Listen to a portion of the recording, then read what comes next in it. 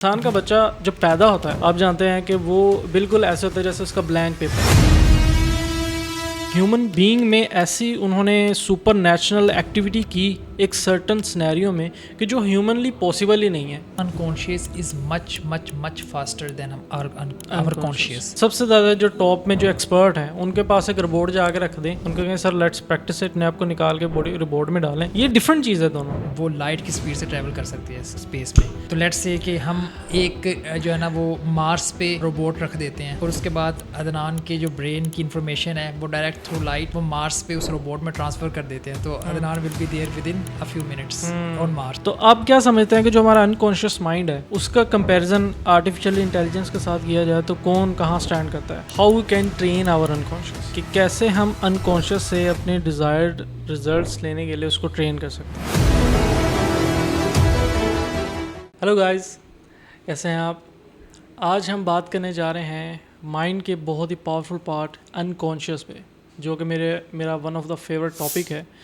और हमने last psychology के डिफरेंट टॉपिक्स पे बात की, आज हम इस पे बात करेंगे। हमारे साथ मौजूद हैं हसनैन भाई एज़ यूजुअल। तो हमें हसनैन भाई बताएं प्लीज़ अनकॉन्शियस के बारे में, और क्या पावर रखता है ये, और ये कैसे हमारे कॉन्शियस को ट्रेन करता है स्पेशली।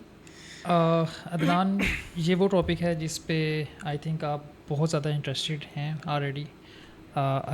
जिस तरह से आपने एटॉमिक हैबिट बुक की भी बात की, तो जहाँ तक पावर की बात है तो माइंड का जो सबसे पावरफुल पार्ट है दैट इज़ अनकॉन्शियस।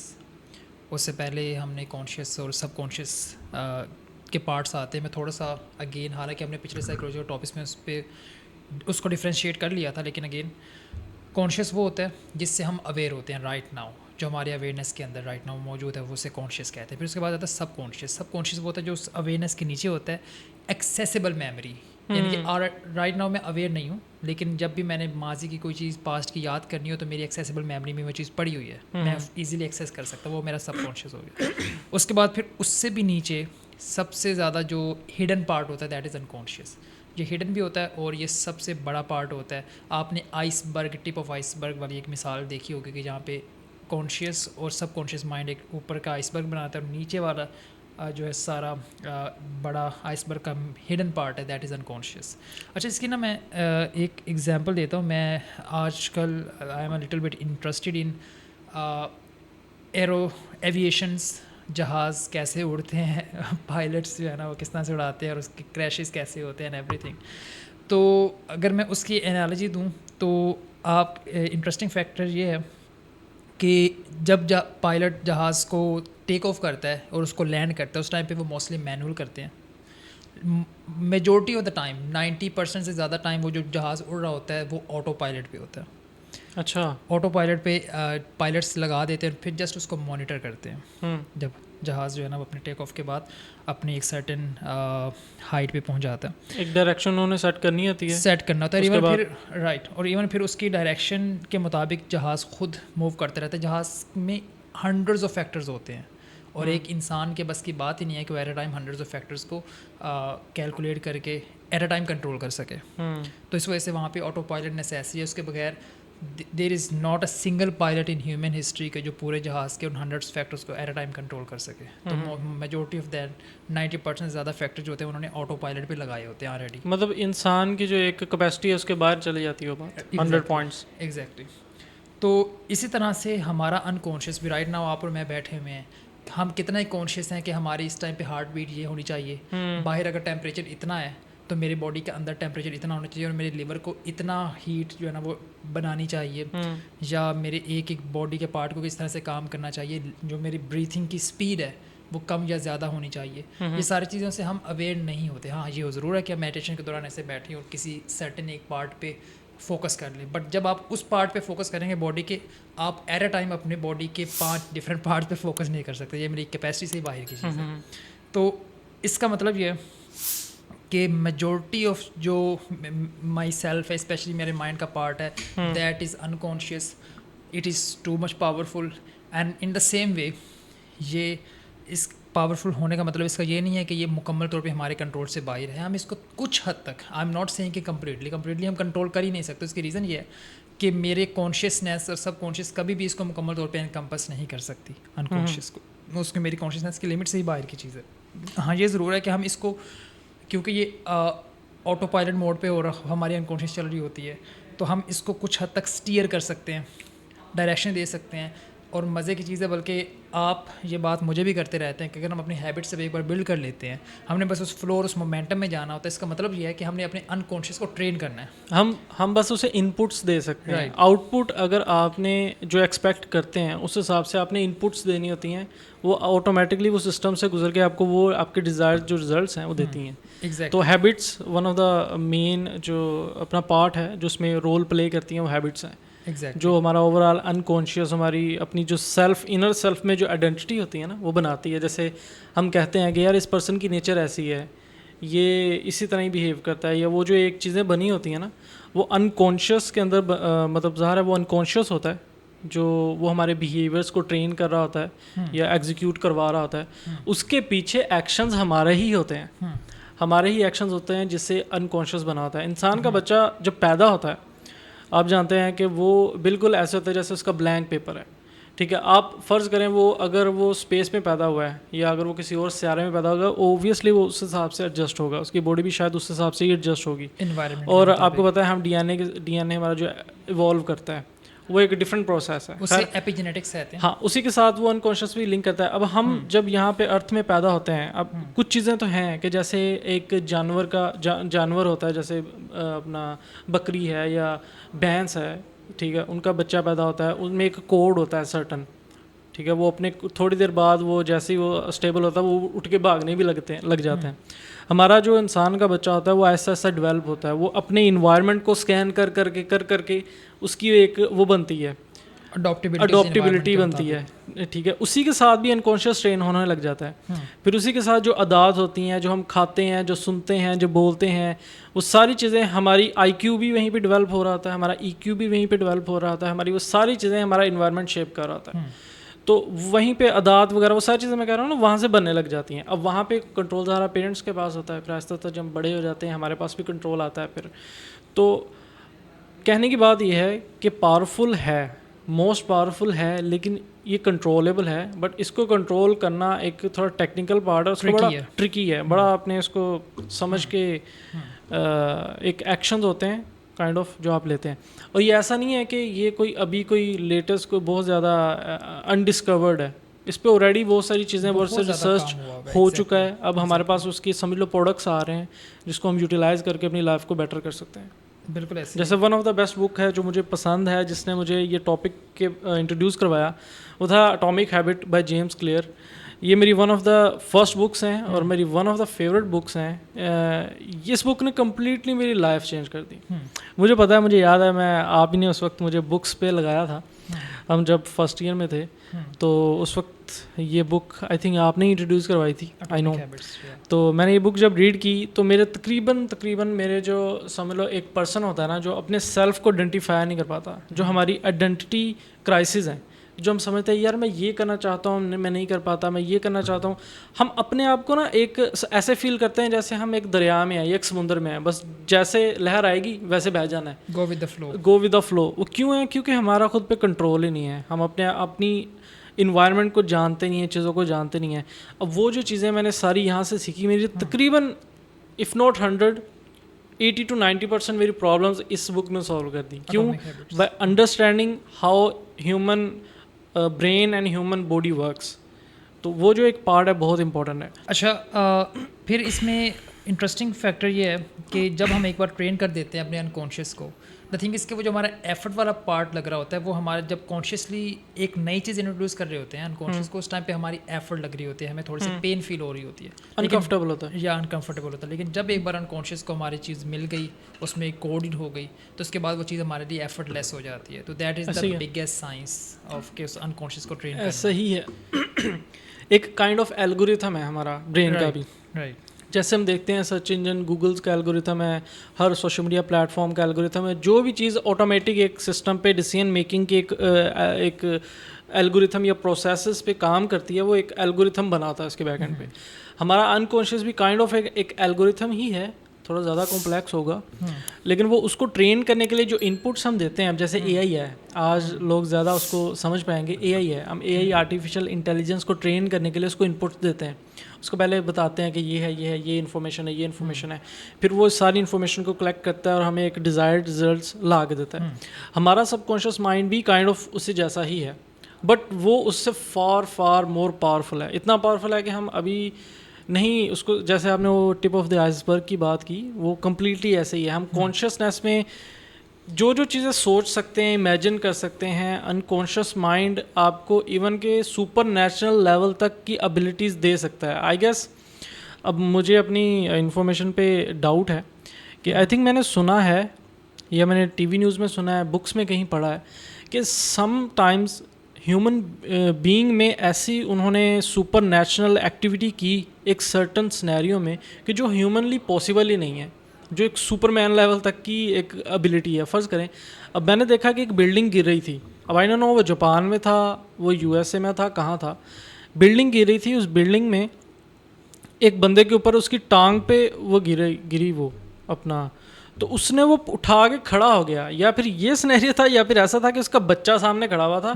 और बिल्डिंग गिर रही थी, उसने पूरा का पूरा गार्डर अपना जो है वो उसने उसको बियर कर लिया था उस बॉडी ने, जो कभी मुमकिन ही नहीं है, वो मशीन के बिना उठा ही नहीं सकता कोई बंदा, वो पूरा का पूरा उसने गार्डर अपना कर लिया था। आई डोंट नो एक्चुअली वो कि करेक्ट है कि नहीं। अचानक से, हाँ बिल्कुल ऐसे ही होता है। हम पहली चीज़ तो हम फाइट और फ्लाइट मोड में आ जाते हैं, हाँ, और फाइट और फ्लाइट मोड के अंदर एड्रेनलिन रश होता है इतना ज़्यादा तेज कि जिसके अंदर हम जो नॉर्मली हमारी जो मसल को जो पावर मिल रही होती है उससे वो 10x ज़्यादा पावर देना शुरू कर देता है उस एड्रेनलिन रश के दौरान। तो जिसके दौरान ये होता है, और ये बिल्कुल हमारा अनकॉन्शियस कर रहा होता है। फॉर एग्जांपल जंगल में अगर मेरे पीछे कोई शिकारी जो है वो पड़ जाएगा, कोई जानवर या वट तो मैं उस टाइम पे उस फाइट और फ्लाइट मोड में चला जाऊँगा, जहाँ पे मैं उसको इतना क्विक एक्शन करूँगा, उस पर रिस्पॉन्स करूँगा, या भागना शुरू कर दूंगा, उससे लड़ना शुरू कर दूंगा। और जब मैं उस फाइट और फ्लाइट मोड के सिचुएशन से बाहर निकलूंगा, उसके बाद मेरा ब्रेन जो है एनालाइज करना शुरू करेगा कि हुआ क्या था।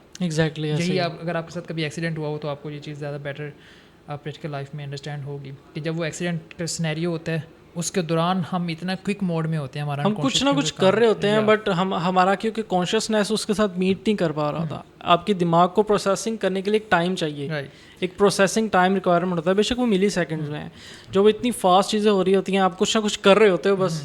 अच्छा, इसी से ही नया पॉइंट निकलता है, वो ये है कि हमारा unconscious is much much much faster than our conscious. Even मैं आपको थोड़ा सा, ये मेन स्ट्रीम के अंदर ज़्यादा एक्सेप्टेड नहीं है, बट कुछ psychologist, for example there is an author of the book the power of unconscious, book का नाम है। तो उसके अंदर वो जो साइकोलॉजिस्ट हैं वो फैक्ट एक बताते हैं कि जो हमारा कॉन्शियसनेस होती है वो जो इन्फॉर्मेशन प्रोसेस करता है, just to tell you in numerical values, that is just 40 और 50 बिट्स पर सेकंड। जो हमारा कॉन्शियसनेस जो होता है वो इन्फॉर्मेशन को प्रोसेस कर रहा होता है, जो हम थॉट्स के एक्सट्रीम चल रहे होते हैं एक नॉर्मल स्मूथ स्पीड पे। लेकिन जो हमारे अनकॉन्शियस के अंदर इन्फॉर्मेशन की प्रोसेसिंग हो रही होती है, जस्ट कंपेयर दैट कि कॉन्शियस जस्ट 40 और 50 बिट्स अ सेकंड कर रहा है, और अनकॉन्शियस 11 to 40 मिलियन बिट्स पर सेकंड कर रहा है। तो यानी कि मिलियंस का डिफरेंस है। तो दैट इज़ द थिंग जिसकी वजह से हमारे बॉडी का एक एक यूनिक पार्ट अपना अपना काम कर रहा है। और इवन हमारी जो थॉट्स आ रही होती हैं, वो थॉट्स भी आपने कभी कंट्रोल किया कि अब ये थॉट आई, उसके बाद ये थॉट आई, उसके बाद that is also uncontrollable. Not just that, बल्कि मैं आपको न्यूरो साइंस का एक एक्सपेरिमेंट बताता हूँ जिसकी वजह से फ्री विल और डिटर्मिनिज्म की अगर आपने कभी बहस देखी हो कि हमारे पास फ्री विल है या नहीं है, कि हमारे पास कंट्रोल, जो हमारे पास जो हम इरादा करते हैं, फ्री विल एक्चुअल में हमें, या हम मुकम्मल तौर पे एक रोबोट हैं, कुदरत जो है ना वो अंदर जो है बस एक काम कर रहे हैं, हमारे जो खुदा ने लिख दिया है उसके मुताबिक हमारा ज़िंदगी की सारी चीज़ें, हमारे अपने इरादे, हर चीज़ तय हो चुकी है। उस पे न्यूरो साइंस में एक एक्सपेरिमेंट हुआ था, और ये बहुत बड़ा प्रूफ है डिटर्मिनिज्म की तरफ कि जब हम डिसाइड कर रहे होते हैं कोई चीज़, उस डिसीजन से पहले certain part of our brain जो होता है वो एक्टिव होता है, और उसके बाद हम वो सर्टेन जो विल जो होती है, विल की जो फीलिंग होती है उसके बाद आती है। फॉर एग्जांपल मैं आपको एक्सपेरिमेंट को थोड़ा सा कंक्रीट बताता हूँ कि लेट्स से कि मैंने एक स्विच दबाना है, उस स्विच दबाने के इरादे से पहले मेरे ब्रेन का एक सर्टेन पार्ट जो है वो एक्टिव हो जाएगा और उससे जो न्यूरो साइंटिस्ट है वो प्रेडिक्ट कर लेंगे कि इसके जो है ना इसके अंदर इरादा पैदा हुआ बटन दबाने का। काइंड ऑफ क्रेविंग मैं आपको बताता हूँ, एटॉमिक हैबिट में भी जो हैबिट्स हैं बिल्ड करने के उसके भी 3 पार्ट हैं, क्यू, क्रेविंग, रिवॉर्ड। ठीक है, क्यू यही होता है कि फ़र्ज़ करें मैं उठाऊँ, मैं मॉर्निंग सुबह टाइम उठाऊँ तो उठने के बाद मैंने रखा कि मैंने सबसे पहले ब्रश करना है, तो जैसे मैं उठाऊँ वो एक क्यू है, क्यू के साथ क्रेविंग आएगी या मुझे फील होगा कि यार मेरा मुंह बहुत गंदा है, मैं रश करूँगा जाके ब्रश करूँगा। ये मेरी पर्सनल हैबिट है, ठीक है। तो उससे यह है कि जब मेरा मुंह क्लीन हो जाएगा मुझे एक क्लीनलीनेस का एहसास होगा, वो रिवॉर्ड है एक मिलेगा, ठीक है। इसी तरह आप इसके साथ यही प्रोसेस आई थिंक वहाँ भी लग रहा होगा। तो वो एक ऐसा न्यूरो साइंस के अंदर एक्सपेरिमेंट है कि जो बेसिकली फ्री विल को डिनाई कर रहे होते हैं, बल्कि वो फिलोसफर हैं शोपेनहावर, उनका बड़ा फेमस कोट है कि I do what I will but I can not will what I will, कि मैं वो कर सकता हूँ जो मैं इरादा करता हूँ, लेकिन मेरे पास ये कंट्रोल नहीं है कि जो क्या चीज़ मैं डिज़ायर करूँ क्या चीज़ मैं ना डिज़ायर करूँ।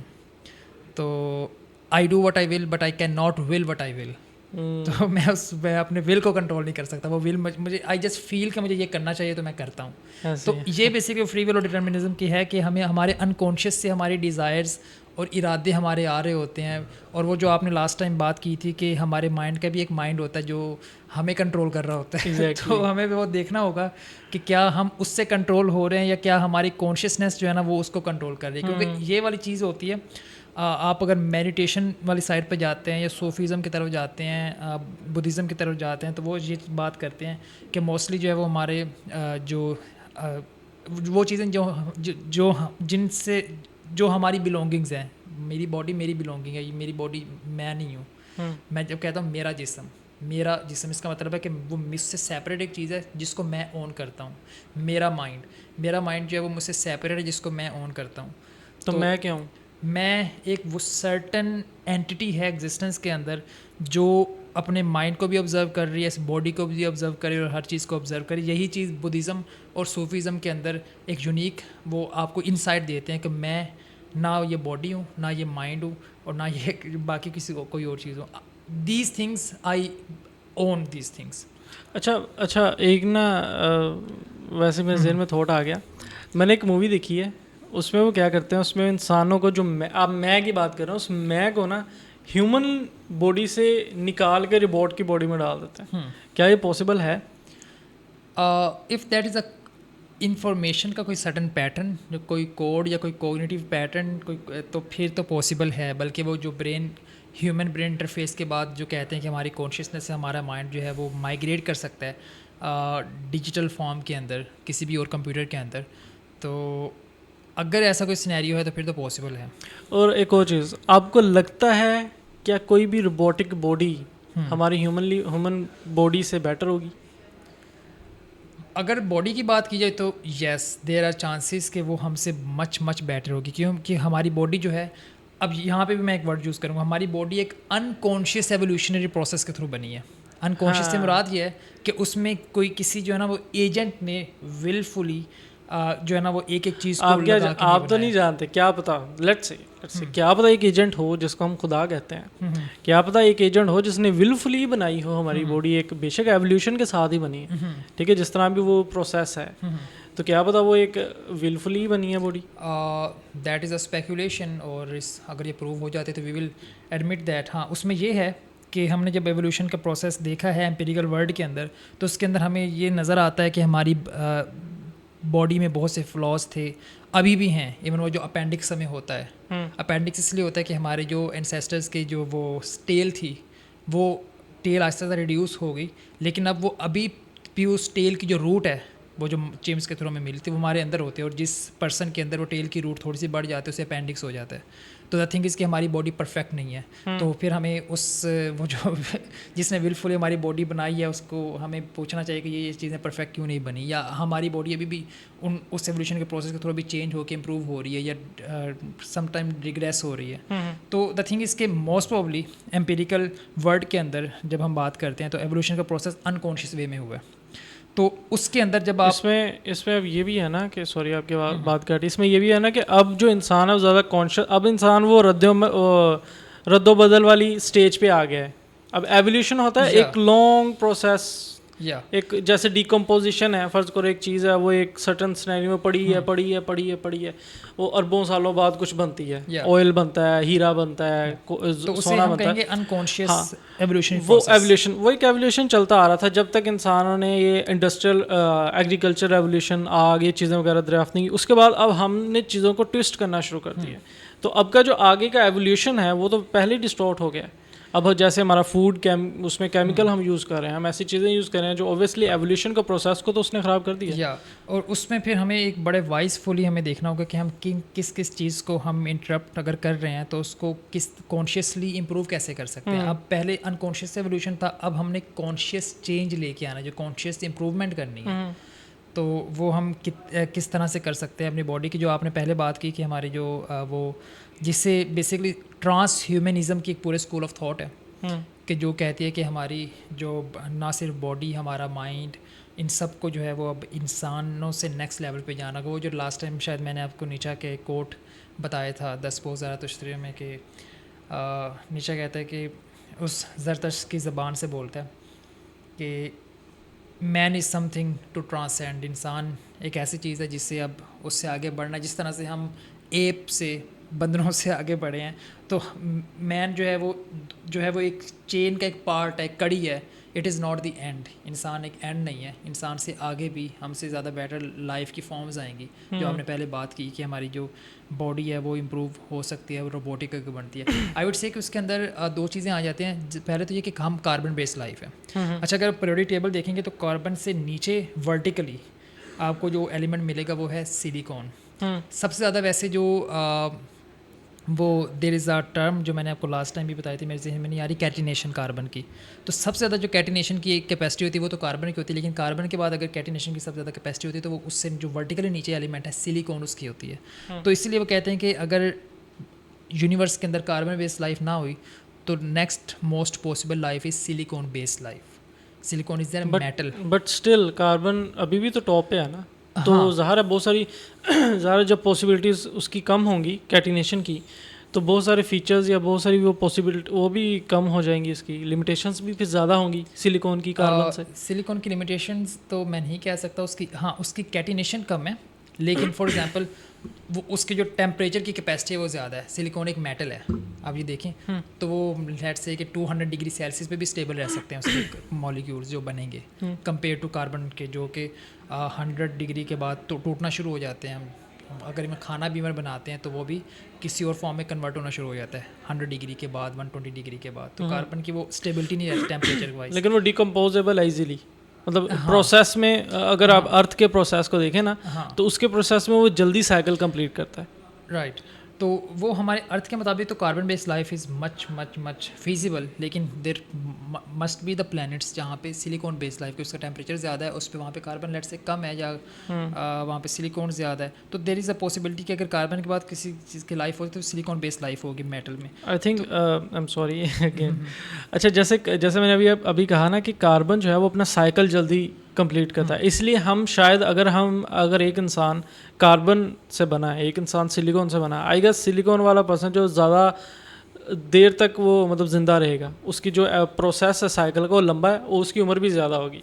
कार्बन क्योंकि हमारी बॉडी हम जल्दी डल रहे हैं, जल्दी बूढ़े हो जाते हैं, तो वो एक प्रोसेस है। तो isn't that better silicon based life? I don't know, लेकिन देखें मैं नहीं समझता कि एक चीज़ आप एनहेंस करके अभी आप उसमें क्या पता आपको क्या खामियां है जो अभी आप नहीं नोटिस कर रहे हैं। सिर्फ लाइफ आप अभी हम सिर्फ कंफर्ट में रह के लाइफ की बात कर रहे हैं। क्या पता सिर्फ हम जो कंफर्ट इस कार्बन बेस्ड लाइफ में फील करें, शायद सिलिकॉन बेस्ड लाइफ में वो कंफर्ट ना हो, शायद उसकी अपनी एक मेंटेनेंस हो जो शायद हमें कार्बन में फील ही नहीं हो रही।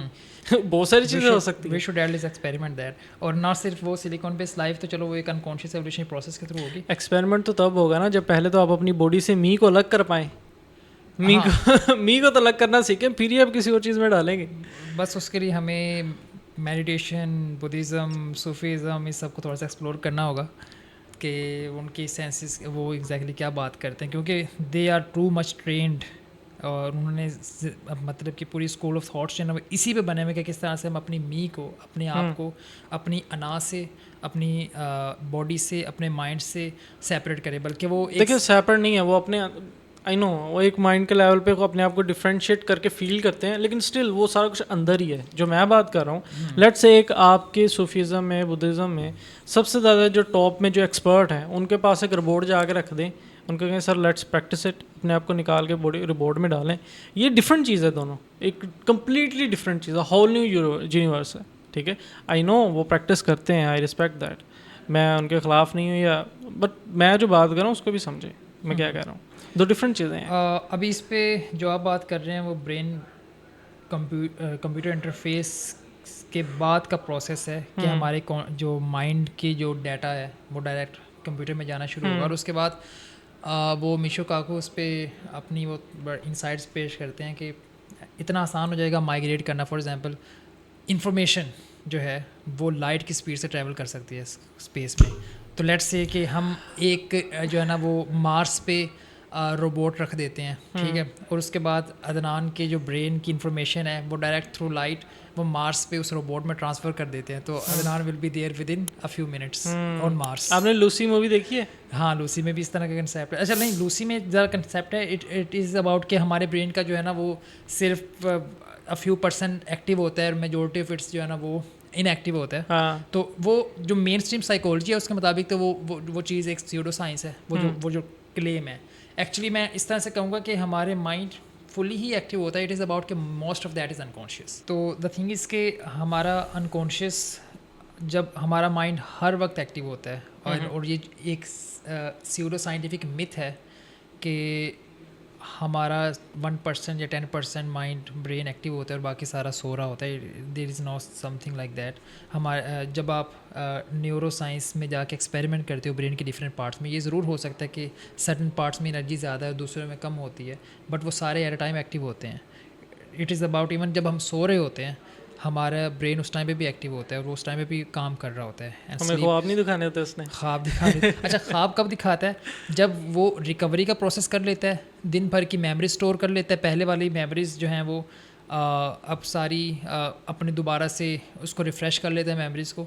उसके बाद जाके एक स्लीप के आखिरी टाइम पे, मतलब कि 70-80% जो उसका साइकिल कंप्लीट हो चुका होता है, अब उसके बाद ब्रेन इज़ गेटिंग बोर्ड, और उस टाइम पे आके फिर ब्रेन इज गेटिंग बोर्ड। हाँ, ये साइकोलॉजी क्या कंसेप्ट है? हाँ, वो उसमें बताते हैं साइकोलॉजी के अंदर हमने पढ़ा था कि जब उस टाइम पे ब्रेन बोर होना शुरू हो जाता है और उस टाइम पे फिर वो आपको अनकॉन्शियस जो है ना वो ड्रीम्स दिखाना शुरू करता है। ये स्लीप का आखिरी फेज होता है। वाकई ब्रेन बोर हो गया अपनी मूवी चलाते हैं। हाँ, ये भी पूरे इसमें दैट्स वेरी इंटरेस्टिंग एक्चुअली। ये जो पार्ट है ना, ये ड्रीम्स वाला, इट्स मतलब ये मुझे खुद बहुत ज़्यादा फैसिनेट करता है, ड्रीम्स।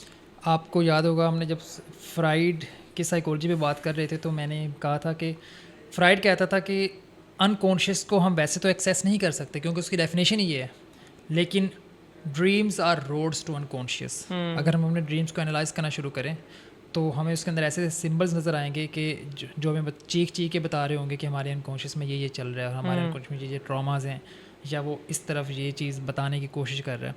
तो लेकिन उसके ड्रीम के जो पूरा एनालाइजिंग होती है वो दैट इज़ एन आर्ट, पूरी एक साइंस है। एक तो वो है ना जो हम माजी में हम जिस तरह से एस्ट्रोलॉजी में हम करते हैं कि कोरिलेट करते हैं कि अगर तुमने जो है वो सांप देखा तो इसका मतलब है कोई दुश्मन तुम्हारे पीछे है, या ये देखा तो इसका मतलब दौलत आनी है। ये तो होगी स्यूडो साइंस या एस्ट्रोलॉजी सॉर्ट ऑफ थिंग्स। लेकिन एक होता है एक्चुअल जो ड्रीम का एनालिसिस करके साइकोलॉजी के अंदर हम बात करते हैं। ड्रीम साइकोलॉजी एक पूरी फील्ड है, तो that is a very powerful thing. अच्छा, एक क्वेश्चन मेरा और है, मैं जानना चाहूँगा कि अभी जो हम AI देख रहे हैं, आर्टिफिशियल इंटेलिजेंस, ठीक है, तो आपको क्या लगता है, लेट्स से आर्टिफिशियल इंटेलिजेंस एक इंसान की रूप में आता है, और आई थिंक आपके साथ ही मेरी बात हुई थी, आपने मुझे बताया था कि आर्टिफिशियल इंटेलिजेंस में विल नहीं होगी, राइट? जब विल नहीं होगी तो हमारे ऊपर वो उस तरह नहीं कंट्रोल नहीं कर सकता। तो आप क्या समझते हैं कि जो हमारा अनकॉन्शियस माइंड है उसका कंपैरिजन आर्टिफिशियल इंटेलिजेंस के साथ किया जाए तो कौन कहाँ स्टैंड करता है? हम अभी बात करें अपनी बॉडी से निकलने की, ऑब्वियसली हमारी बॉडी लिमिटेशंस है। अगर हम बॉडी से निकल जाएं और एक साइड पे हमारी आर्टिफिशियल इंटेलिजेंस है और एक साइड पे वो डिजिटल फॉर्म वाला वो हो जाए, I believe that it can be possible, क्योंकि अब जैसे आपने डाटा की बात की, अब इलॉन मस्क जैसे है उसका प्लान है कि चिप यहाँ पे इंस्टॉल करनी है, आप चीज़ों को अपने दिमाग से कंट्रोल करें, ज़ाहिर है वो वही बात है, अपने दिमाग को अनलॉक करने वाली ही बात है। ठीक है, जब हम आप दिमाग से ही सारा कुछ चीज़ें आपने कनेक्ट कर दी और आपकी जो एक्सेस है, आपकी जो प्रोडक्टिविटी है या आपकी जो स्पीड है वो बदल गई। उससे हमें ये भी पता चलेगा, मज़ीद डाटा मिलेगा कि दिमाग काम कैसे करता है, एक्चुअल में दिमाग एक टास्क परफॉर्म कैसे करता है। ये एक्चुअल नहीं, मतलब बहुत सारी बेसिक चीज़ें हैं, जैसे हम गाड़ी को समझते हैं कि गाड़ी कैसे चलती है, फ्यूल इग्निशन वो होता है, इंजन है, समथिंग, ठीक है। तो उसमें अब मेन क्वेश्चन ये है कि एआई और आर्टिफिशियल ये जो अनकॉन्शियस माइंड है, इसको अगर हम कंपेयर करें तो दोनों कहाँ स्टैंड करते हैं? अनकॉन्शियस माइंड जो है वो that is something, that is a very interesting question and I'd say कि एआई के अंदर विल या डिज़ायर अभी तक तो हमने ऑब्जर्व नहीं की। और एक चीज़ आप इससे रिलेट कर सकते हैं कि इवन अनकॉन्शियस से हमें विल्स और डिज़ायर्स आ रही होती हैं, मतलब कि हमारे जो डिज़ायर्स हैं, हमारे जो लाइकनेस और डिसलाइकनेस है, ये सारी चीज़ें अनकॉन्शियसली हमें आ रही होती हैं, मतलब कि फील कर इसको करते हैं। लेकिन हमारे विल का जो डायरेक्ट ताल्लुक है वो हमारी कॉन्शियसनेस के साथ है। वी कॉन्शियसली जो है वो डिसाइड समथिंग। तो अभी तक हम ये नहीं कह सकते कि एआई के अंदर डिज़ायर आई है या विल आई है, इस तरह की कोई चीज़, क्योंकि हमें उसके अंदर एजेंसी, बेसिकली इसे टर्म यूज़ करते हैं, एजेंसी वाली कोई भी हमें अभी तक उसकी नहीं मिली, सिम्टम नहीं मिला उसका, ये कह लें आप। तो वैसे तो इस पर काफ़ी डिबेट है, इवन एनिमल्स के बारे में कहा जाता है कि क्या एनिमल्स फ्री विल रखते हैं या क्या एनिमल्स के अंदर भी डिज़ायर्स होते हैं। तो हम कहते हैं कि वो मोस्टली दे आर अनकॉन्शियस और उनके अंदर कोडेड चीज़ें ज़रूर हैं, बट वो मोस्टली एक ही तरह से बिहेव कर रहे होते हैं। अच्छा यार देखें, अब स्पिरिचुअल एक है, एक स्पिरिचुअल साइड है, और एक हम अभी जो हम साइंटिफिक एक साइड है। तो उसमें अब आपने एनिमल्स की बात की, तो एक क्वेश्चन मेरा ये है कि अगर एवोल्यूशन इस तरह हुआ है, जैसे हम कहते हैं कि एक बिग बैंग है और बिग बैंग हुआ है और हम आए हैं, और एक एवोल्यूशन का प्रोसेस साइंटिफिकली खुद ही हुआ है, ठीक है। और जैसे पीछे हमने बात की कि मैंने आपको बात की कि एक शायद एक एंटिटी है कि जो विलफुली हमें ट्रेन कर रही है, इवॉल्व कर रही है।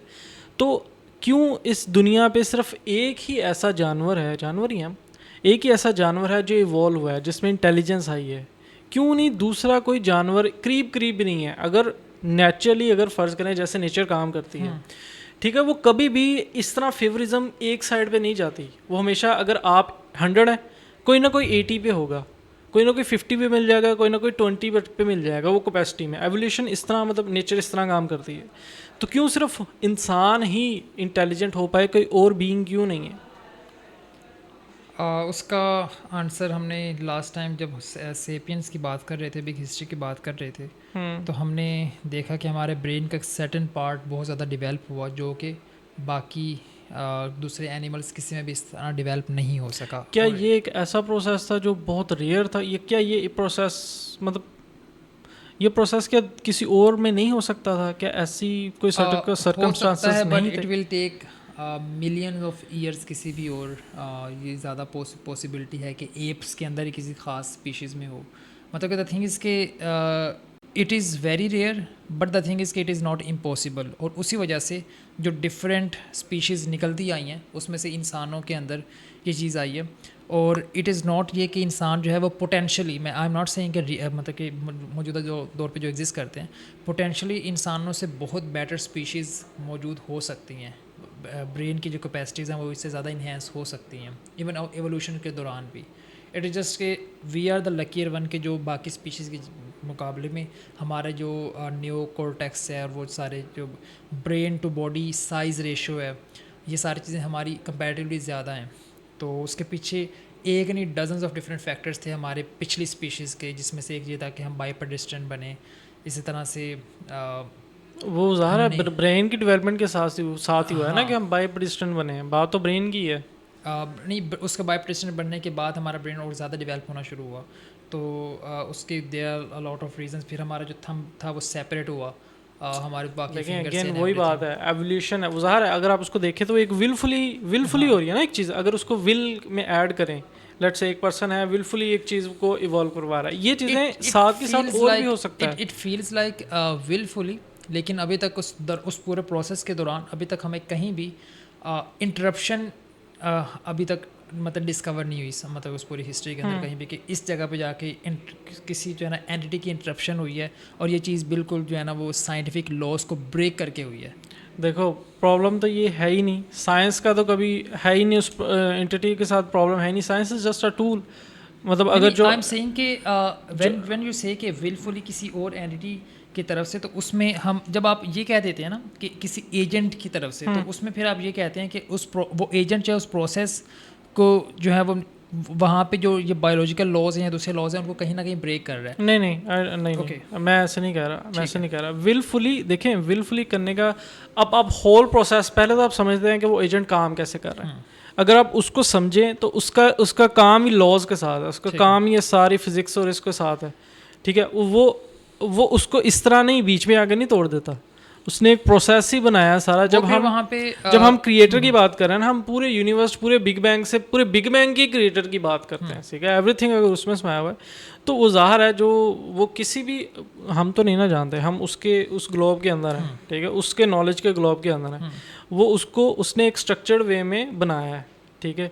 वो ज़रूरी नहीं है कि वो एक बंदा बन रहा है और उसके वो आगे ब्रेक करे और उसको एक सर्टेन शेप दे दे। उसमें फिर वो ब्लाइंड वॉच मेकर का टर्म यूज़ करते थे पुराने 18th सेंचुरी के फिलोसफर थे कि there is a blind watch maker जिसने सर्टन सेट रूल्स बना दिए, घड़ी बना दी, उसके अंदर सारे सेट जो है ना सिर्फ उसके लॉज बना दिए बल्कि एक सर्टन जो है ना वो गरारियाँ एक सर्टन टाइम पे सेट कर दी एंड एवरीथिंग, और उसके मुताबिक बस वो लॉज के मुताबिक अब चीज़ें उसके अंदर हो रही हैं and he is just observing that, something like that. देखिए दोनों चीज़ें हैं, अगर आप इधर से प्रूव नहीं ना कर पा रहे तो इधर से भी प्रूव नहीं कर पा रहे। आप भी कोई कंक्रीट देना, मुझे बताएं कि ये कैसे हो गया, ठीक है। वो सिर्फ आप रद्द करके नहीं ना जा सकते। अगर आप रद्द कर रहे हैं देन प्रेजेंट समथिंग। साइंस अभी तक पहली चीज़ तो है इनकम्प्लीट है। दूसरी चीज़ है कि साइंस की अपनी लिमिटेशन, हमने जब एपिस्टेमोलॉजी की बात की थी तो हमने उसमें एक वर्ड यूज़ किया था testimony. Science, majority of science जो है वो other people's knowledge, other people's information पे खड़ी है। एग्जैक्टली ठीक है। तो द थिंग इज़ कि अभी तक according to the hard core science वो हमें कोई एजेंट ऐसा जो है ना वो किसी भी जगह पे नहीं मिला। हाँ, जब अगर हमें कहीं पे इंटरप्शन मिलेगी साइंस, एक बात बताऊँ, साइंस उस तरह वर्क ही नहीं करती।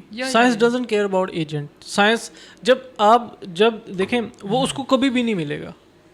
क्यों? क्योंकि वो नहीं ढूंढ रही इसको, वो कुछ और ढूंढ रही है। Science is doing something else, वो नॉलेज के पीछे है, वो इस यूनिवर्स के मैकेनिज्म्स को, इस यूनिवर्स का जो सारा प्रोसेस है उसको समझने के पीछे, उसको वही मिलेगा, उसको क्रिएटर नहीं मिलेगा या उसको एजेंट नहीं मिलेगा। उसने साइंस अगर ज़्यादा बेटर एपिस्टेमिक बुनियादों पे खड़ी होगी, जिस तरह से बहुत से फिलोसफर्स बात करते हैं, तो फिर वो अपने स्कोप को बहुत ज़्यादा इन्हेंस कर सकती है, करेगी। लेकिन I guess it's too early.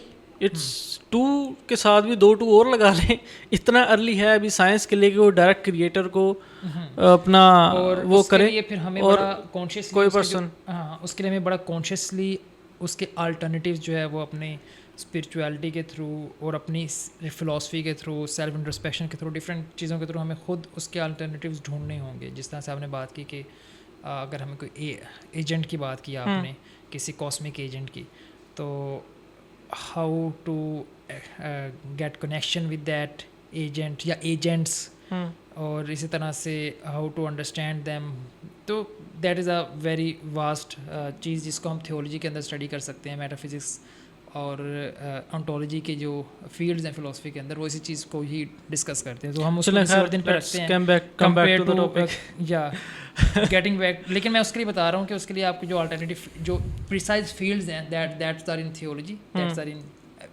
Ontology, metaphysics. तो इस पर हम कभी बात करेंगे उसमें और क्या क्या पॉसिबिलिटीज़ हो सकती हैं उस एजेंट की।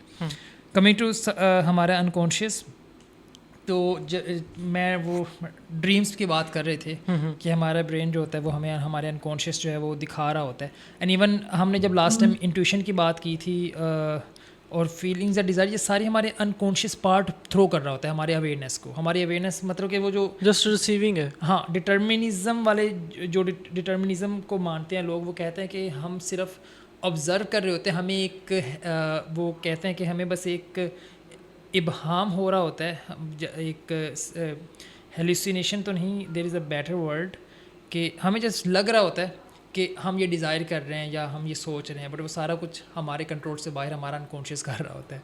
तो बल्कि मैं वो एक तो अपने दोस्त को कहता होता हूँ कि हमारा मतलब कि अगर आप न्यूमेरिकल वे में देखें तो लेस देन 1% पार्ट जो है हमारा कॉन्शियसनेस पे बेस करता है, most of that is unconscious. और यूंग का वो कोट है, वैसे तो वो मैं by the end of the video बता जो है ना वो कोट करना चाहता था, बट दैट इज़ इवन मैंने लास्ट टाइम भी किया था कि until we make our unconscious conscious it will drive us and we will call it fate, हम उसे किस्मत का नाम देंगे। तो बेसिकली यही बात थी जो मैंने वो की थी। आई नो मतलब मैं फ्राइड के साथ कंपेयर नहीं कर रहा, मैं यही कह रहा था कि हमारे ब्रेन का भी एक ब्रेन है, वो शॉर्ट वर्ड में मैं यही कहना चाह रहा था। तो और वो एक आजकल सेल्फ हेल्प के अंदर वो बड़ा एक वो स्लोगन बोलते हैं कि 1% इम्प्रूवमेंट एवरी डे। हाँ, तो वो आई वुड से कि इवन हमारा अनकॉन्शियस 1% इम्प्रूव भी नहीं हो रहा होता, इट इज़ 0.1% या वट एवर, लेकिन वो भी जो थोड़ी थोड़ी इम्प्रूवमेंट होते हैं वो कंपाउंड होके जब that is investment in are unconscious, जब हम अपने अनकॉन्शियस में इन्वेस्ट कर रहे होते हैं तो वो एक बहुत लॉन्ग टर्म इन्वेस्टमेंट होती है। हम जो हैबिट्स बना रहे होते हैं, हम जो अपने इवन हम जो एजुकेशन ले रहे होते हैं, वो कई सालों पे वो एजुकेशन हम कर रहे होते हैं, स्किल्स ले रहे होते हैं, अपने अनकॉन्शियस को फीड कर रहे होते हैं, तो वो उसको फिर थ्रू आउट लाइफ याद रखता है। ओके, अपना let's discuss about how we can train our unconscious, कि कैसे हम अनकॉन्शियस से अपने डिज़ायर्ड रिजल्ट्स लेने के लिए उसको ट्रेन कर सकते हैं। अभी उस पर डिस्कस करें या अभी आपके पास कुछ पॉइंट हैं? For sure, that is the most pragmatic thing कि हमने अनकॉन्शियस की पावर तो देख ली कि it is the most powerful part in the brain. उसको अब हमने ट्रेन कैसे करना है, तो इट इज़ पहली चीज़ तो हमें ये अंडरस्टैंड करनी होगी कि ये बहुत ही स्लो एंड स्टडी प्रोसेस है। It is something, it is not something कि मैं अपने आप को कह रहा हूँ कि मुझे ये करना है तो बस नेक्स्ट टाइम जो है ना मैं वैसे करना शुरू कर दूँगा। मुझे बहुत एफर्टफुली अपने अनकॉन्शियस को वो चीज़ बार बार रिपीटेटिवली करवानी होगी फिर वो उस चीज़ में ट्रेन होगा। We have to change our identity. हमारा अनकॉन्शियस जो है वो हमारे आइडेंटिटी के साथ लिंक्ड है।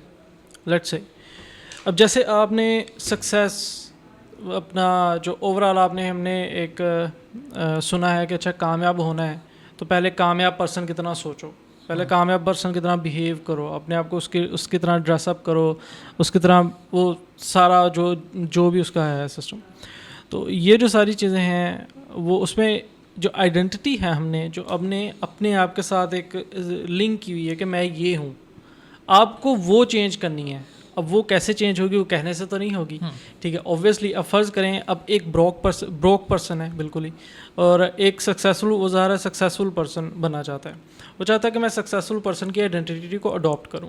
उसको अडॉप्ट करने के लिए उसको अपनी सोच बदलनी पड़ेगी, अपना एनवायरनमेंट बदलना पड़ेगा, वो कैसे सोच रहा है, वो कैसे बिहेव कर रहा है, ठीक है, वो कैसे एक सर्टन सिनेरियो में रिएक्ट करता है, वो सारी चीज़ें उसको चेंज करनी पड़ेंगी। उसको अपना एनवायरनमेंट चेंज करना पड़ेगा, उसको अपनी हैबिट्स चेंज करनी पड़ेंगी। वो सारी चीज़ें जब वो उस पर्सन की अपनाएगा अपनी आइडेंटिटी, तब उसकी चेंज होगी। जब उसकी आइडेंटिटी चेंज होगी ऑब्वियसली इसका सबकॉन्शियस माइंड उस आइडेंटिटी के साथ वर्क करेगा।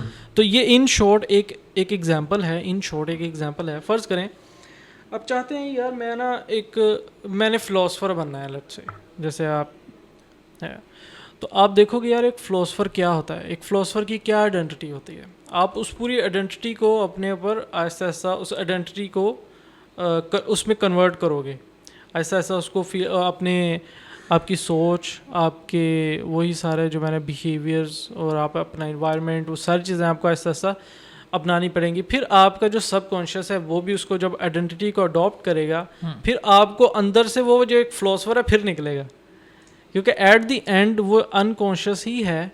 जो आपने कहा ना कि सबसे जो बिगेस्ट पार्ट है वो अनकॉन्शियस है, तो आपने अनकॉन्शियस को ट्रेन करना होता है।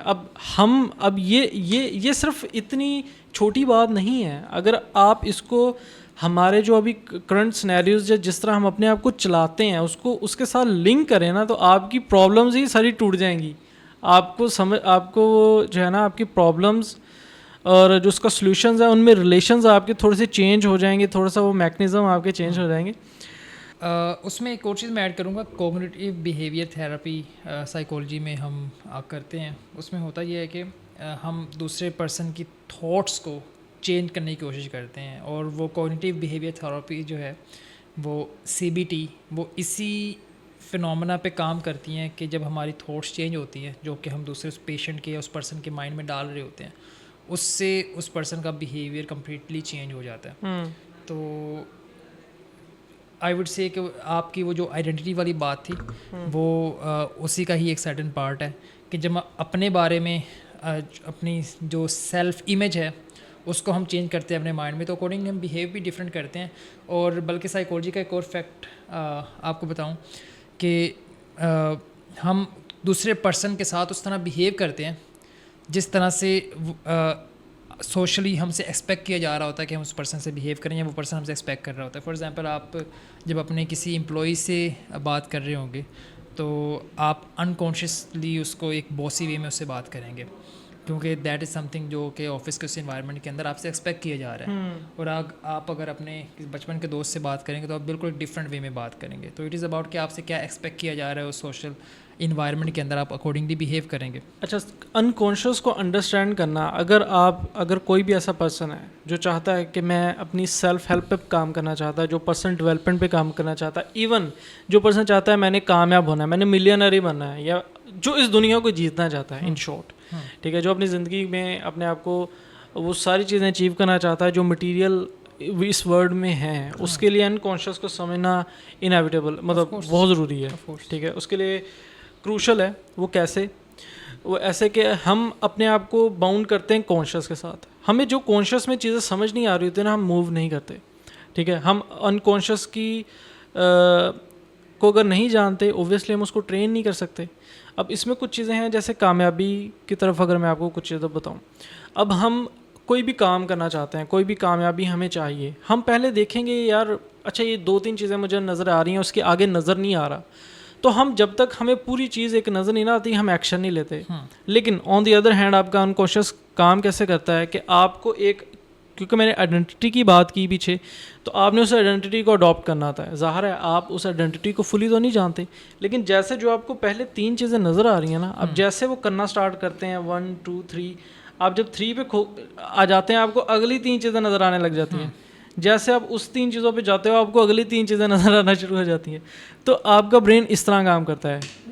ठीक है, ये ऐसे आप ऐसा एक्सप्लोर करते हो। तो आपने अक्सर देखा होगा कुछ लोग, अब मैं पर्सनली बिलीव करता हूँ कि मैं एक, ज़ाहिर है मैंने अपने एक्सपीरियंसेस से कुछ सीखा है, क्योंकि मैं पैदा कहीं और हुआ, मैंने अपनी ज़िंदगी के 15 साल कहीं और गुजारे, उसके बाद 5 साल एक बड़ी सिटी में गुजारे, उसके बाद कुछ साल मैंने अपना उस दूसरे बड़ी सिटी में गुजारे। तो उससे मैंने एक चीज़ रियलाइज़ की, जहाँ से मैं आया हूँ ना, मतलब जिस जगह से मैं आया हूँ, मैं अभी 8-9 साल बाद जब मैं वहाँ पे वापस जाता हूँ तो वहाँ पे जो मेरे साथ के लोग हैं वो स्टिल वैसे ही हैं जैसे 8 साल पहले हैं। और मैंने इतना इवॉल्व किया है इस प्रोसेस में, इतना इवॉल्व किया है, इतनी चीज़ें अंडरस्टैंड किया और इतना अपने आप को चेंज कर लिया है, वो इसलिए क्योंकि मैं एक जगह से निकला हूँ और दूसरी जगह पे आया हूँ। ठीक है, जितना आप ज़्यादा एक्सप्लोर करेंगे, जितना आप ज़्यादा अपने कंफर्ट जोन से बाहर निकलेंगे, आप उतना ज़्यादा अपने आप को भी आप समझ पाएंगे।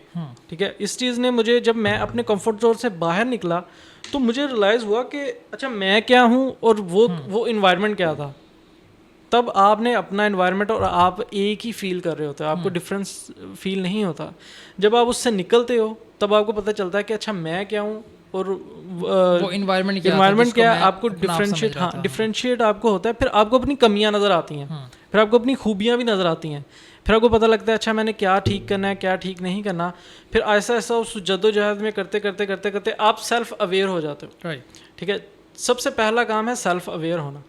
आपने अपने आप को जब तक आपको पता ही नहीं होगा कि आप में क्या मसले चल रहे हैं, ठीक है, आप कहाँ पे स्टैंड करते हैं, आपके एक स्टैंडिंग पॉइंट नहीं होगा, एक पिवट पॉइंट आपको चाहिए। आप उसके इर्द गिर्द अपनी आइडेंटिटी शेप नहीं कर सकते। आई वुड से ये जो आपने एक जुमला दरम्यान में बोला, सबसे पहला काम है सेल्फ अवेयर होना.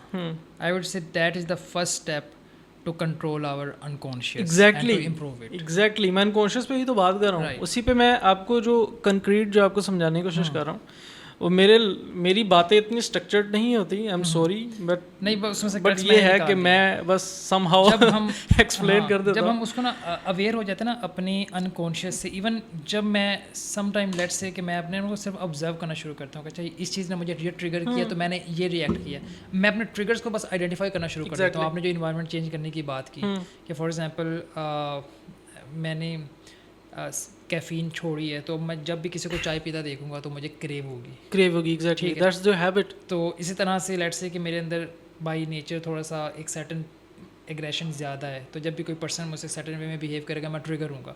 अच्छा, जब एक बार मैं उसको सिर्फ ऑब्जर्व करना शुरू करूँगा ना, थोड़ा सा अवेयर होऊंगा. बल्कि एक और टिप देते हैं उसकी कि आपने अगर किसी को एब्रप्टली रिस्पॉन्स नहीं करना, मतलब कहते हैं कि फॉर एग्जाम्पल आपको गुस्सा आया हुआ है या आपने थोड़ा सा ज़्यादा अच्छा रिस्पॉन्स करना है, तो किसी को भी रिस्पॉन्ड करने से पहले 5 सेकंड का ब्रेक लें. मतलब 5 सेकंड के लिए खामोश हो, उसके बाद उसको आंसर करें. उससे होगा कि वो जो आपके अनकॉन्शियस का एब्रप्ट रिस्पॉन्स है वो थोड़ा सा कॉन्शियसनेस के थ्रू प्रोसेस होकर आप एक ज़्यादा प्रोफेशनल रिस्पॉन्स दे पाएंगे.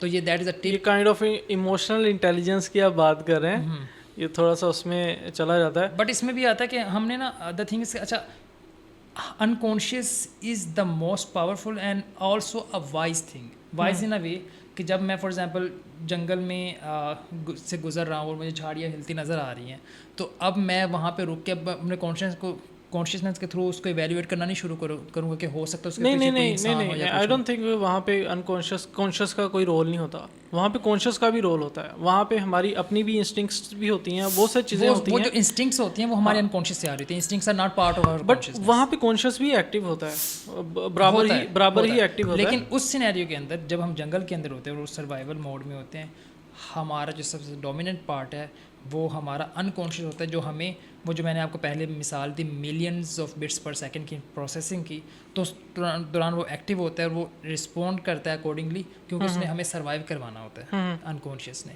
तो अनकॉन्शियस इज़ मच वाइजर. मैं कभी भी जो है वो किसी मतलब डिफरेंट टेम्परेचर में गया हूँ तो मुझे कैलकुलेट नहीं करना पड़ा कि मेरी बॉडी कितना जो है ना वो स्वेट बाहर निकाल रही है, कितना कम निकाले एंड एवरीथिंग. तो वो जो मैंने एविएशन वाली मिसाल दी एयरप्लेन्स की, तो ऑटो पायलट मोड जो है हमारा वो अनकॉन्शियस ही सारा कंट्रोल कर रहा होता है. तो इसको हम ये ज़रूर है कि हम इसको इससे अवेयर हो सकते हैं. बल्कि वो जो मेडिटेशन में सिखाते हैं कि अपनी बॉडी से अवेयर हो और उसके हर एक चीज़ को, इवन मेडिटेशन के 2 पार्ट होते हैं. एक होता है आउटर अपनी बॉडी को ऑब्जर्व करना या फील करना, और एक होता है मेंटल लेवल पे कि अपने इमोशंस और थॉट्स को ऑब्जर्व करना. अच्छा, मेडिटेशन करना, हाँ राइट, मेडिटेशन करना रॉन्ग कंसेप्ट हमारे यहाँ ये है कि हम अपने इमोशंस और थॉट्स को सप्रेस करना शुरू कर दें और इसको रोकने की कोशिश करें. That is not the meditation जो एक्चुअली होती है. मेडिटेशन का मतलब होता है कि ऑब्जर्व करना अपनी थॉट्स और इमोशंस जो है ना, सप्रेस और ओप्रेस, आप अपनी किसी भी इंसान जहाँ पे लिंक्ड है ना, किसी भी ऐसे टॉपिक्स पे फील्ड पे आप वो नहीं लगा सकते. इंसान के इमोशंस, वो इमोशंस है व्हाटएवर जो भी है, वहाँ पे ये चीज़ काम नहीं करती. अब जैसे हम कॉन्शियसनेस की, मैं थोड़ा सा उस पर प्रैक्टिकली हम उसको कैसे ट्रेन कर सकते हैं और अपने आप को अपने एक बेटर सेल्फ की तरफ जा सकते हैं, उस पर बात कर रहा था. तो उसमें अब जो एक चीज़ है ना, जैसे मैंने कहा कि एक इंसान कामयाब होना चाहता है, उसके लिए सबसे पहले सेल्फ अवेयरनेस ज़रूरी है. उस अवेयरनेस से उसको आइडेंटिटी मिलेगी. वो रॉन्ग है, राइट है, इट डजेंट मैटर. एक आइडेंटिटी है, ठीक है. अब आपको पता है कि मैं यहाँ पे खड़ा हूँ, मैं ये हूँ, ठीक है, आपने उसको समझ लिया. अच्छा, इसमें ऑनेस्टी जो है वो एक चीज़ है कि वो आप खुद से झूठ नहीं बोल सकते. पहली बात तो इंसान खुद से झूठ बोल ही नहीं सकता. दूसरा, अगर आप कुछ लोग जो है ना वो जानबूझ के इस इल्यूजन में रहते हैं, क्रिएट करते हैं इल्यूजन इज समथिंग एल्स. एक अपने आप को झूठा लिबास पहनाना कुछ लोगों में होती है. I observe that. कुछ लोग ना अपने आप को जो होते हैं वो नहीं फील कर पाते. क्यों? क्योंकि वो अपने आप को एक झूठी आइडेंटिटी में रख रहे होते हैं. हाँ, ये ना आपने जो सेकंड बात की है ना, I totally agree with that. वो जो आपने पहली बात की उसको थोड़ा सा मोल्ड करें.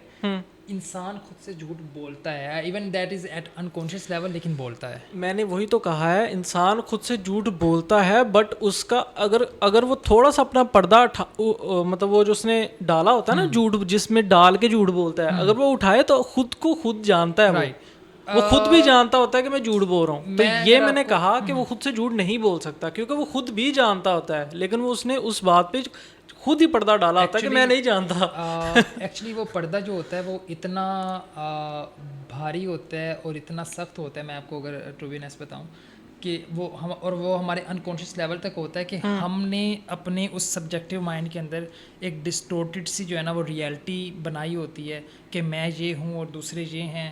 और आई वुड से कि वो जानबूझ के झूठ नहीं बोल रहा होता, और उस पर्दे को हटाना is a very painful process. यहाँ पे दो चीज़ें हैं, आप इसको अपनी सेल्फ के साथ लगा के, आई थिंक आप उसके अपने एक्सपीरियंस के साथ रिलेट कर रहे हैं, बट ये वो चीज़ नहीं है, वो डिफरेंट चीज़ है। एक चीज़ जिसके बारे में मैं नहीं जानता, वो उसमें मैं अनअवेयर हूँ, ठीक है, वो उस पर्दे में नहीं आता, वो चीज़ नहीं है।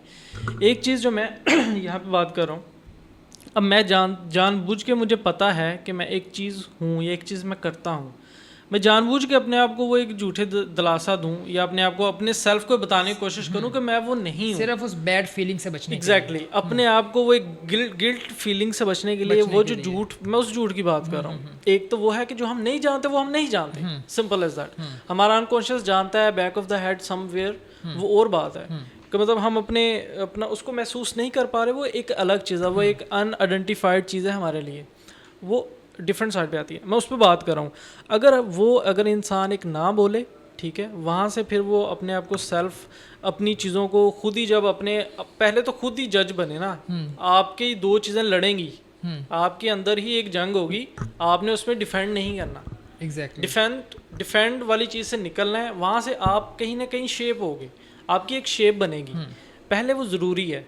जब तक आप वहाँ पे, लोग पता क्या वहाँ पे रेजिस्ट करके रखते हैं, ये चीज़, उसकी वजह से ना वो शेप नहीं होते। मैं अदनान इसमें ना एक चीज़ ऐड करूँगा, ये एक ब्रूटल फैक्ट है लाइफ का, कि इम्प्रूवमेंट करते हुए पेन मांगती है लाइफ। एग्जैक्टली, ठीक है, डेफिनेटली। तो वो जब हम उस पर्दे, वो जो पर्दा अपना जो है वो हम हटा रहे होते हैं और अपने साथ ऑनेस्ट हो रहे होते हैं, खुद को ही एक्सपोज कर रहे होते हैं खुद के सामने अपने साथ, तो वो एक पेनफुल प्रोसेस होता है। एक कॉग्निटिव डिसोनेंस का एक वर्ड यूज होता है साइकोलॉजी के अंदर, कोई शेक, तो वो होता है। लेकिन अगर उसको हम कर जाते हैं तो उसके बाद मैं ना वो बैदुल अलीम का शेर आपको सुनाता हूँ।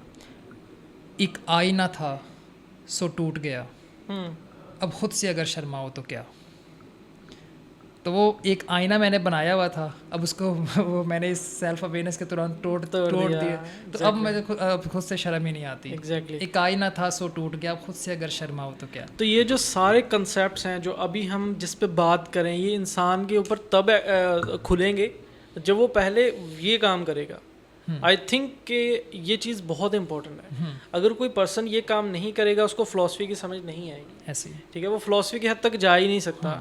साइकोलॉजी वेरी नियर है इंसान की। जब तक आप साइकोलॉजी को नहीं समझेंगे, आप फ़िलासफ़ी को टच नहीं कर सकते, क्योंकि psychology is all based on your mind, कैसे काम करते हैं हम।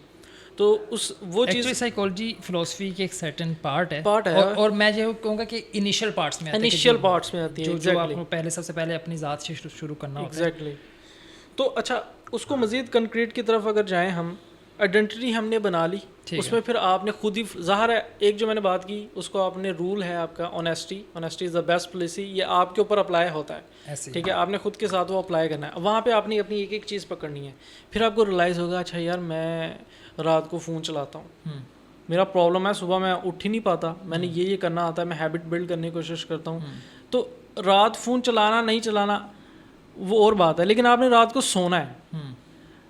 अब यहाँ पे स्ट्रक्चर करने की चीज़ें आती हैं, अब यहाँ पे थोड़ी सी आती हैं, जैसे कंक्रीट कुछ चीज़ें आती हैं, उसमें हमें हेल्प करती है एटॉमिक हैबिट, इस तरह की बुक्स हेल्प करती हैं जो हमें अपने आप को कंट्रोल कैसे करना है, अपने आप को कैसे स्ट्रक्चर करना है, ठीक है। उसमें वो आपको वो स्टेप्स बताएगी कि जो एक्चुअल में हेल्पफुल है। Number 1, never fight a bad habit, ठीक है। आपने बैड हैबिट के साथ लड़ना नहीं होता, बैड हैबिट के साथ लड़ के आप अपनी न्यू हैबिट नहीं बना सकते, क्योंकि उसकी रिपेलिंग फोर्स जो रिपेल करती है वो इतनी ज़्यादा होगी कि आपकी न्यू फॉर्मिंग हैबिट कभी उसके साथ खड़ी ही नहीं हो सकती। आपकी जो विल पावर होते है वो थोड़ी, तो अच्छा मैं एक इसमें थोड़ी सी ना आपको एग्जांपल देता हूँ, फिर आप इसको स्टार्ट कीजिएगा।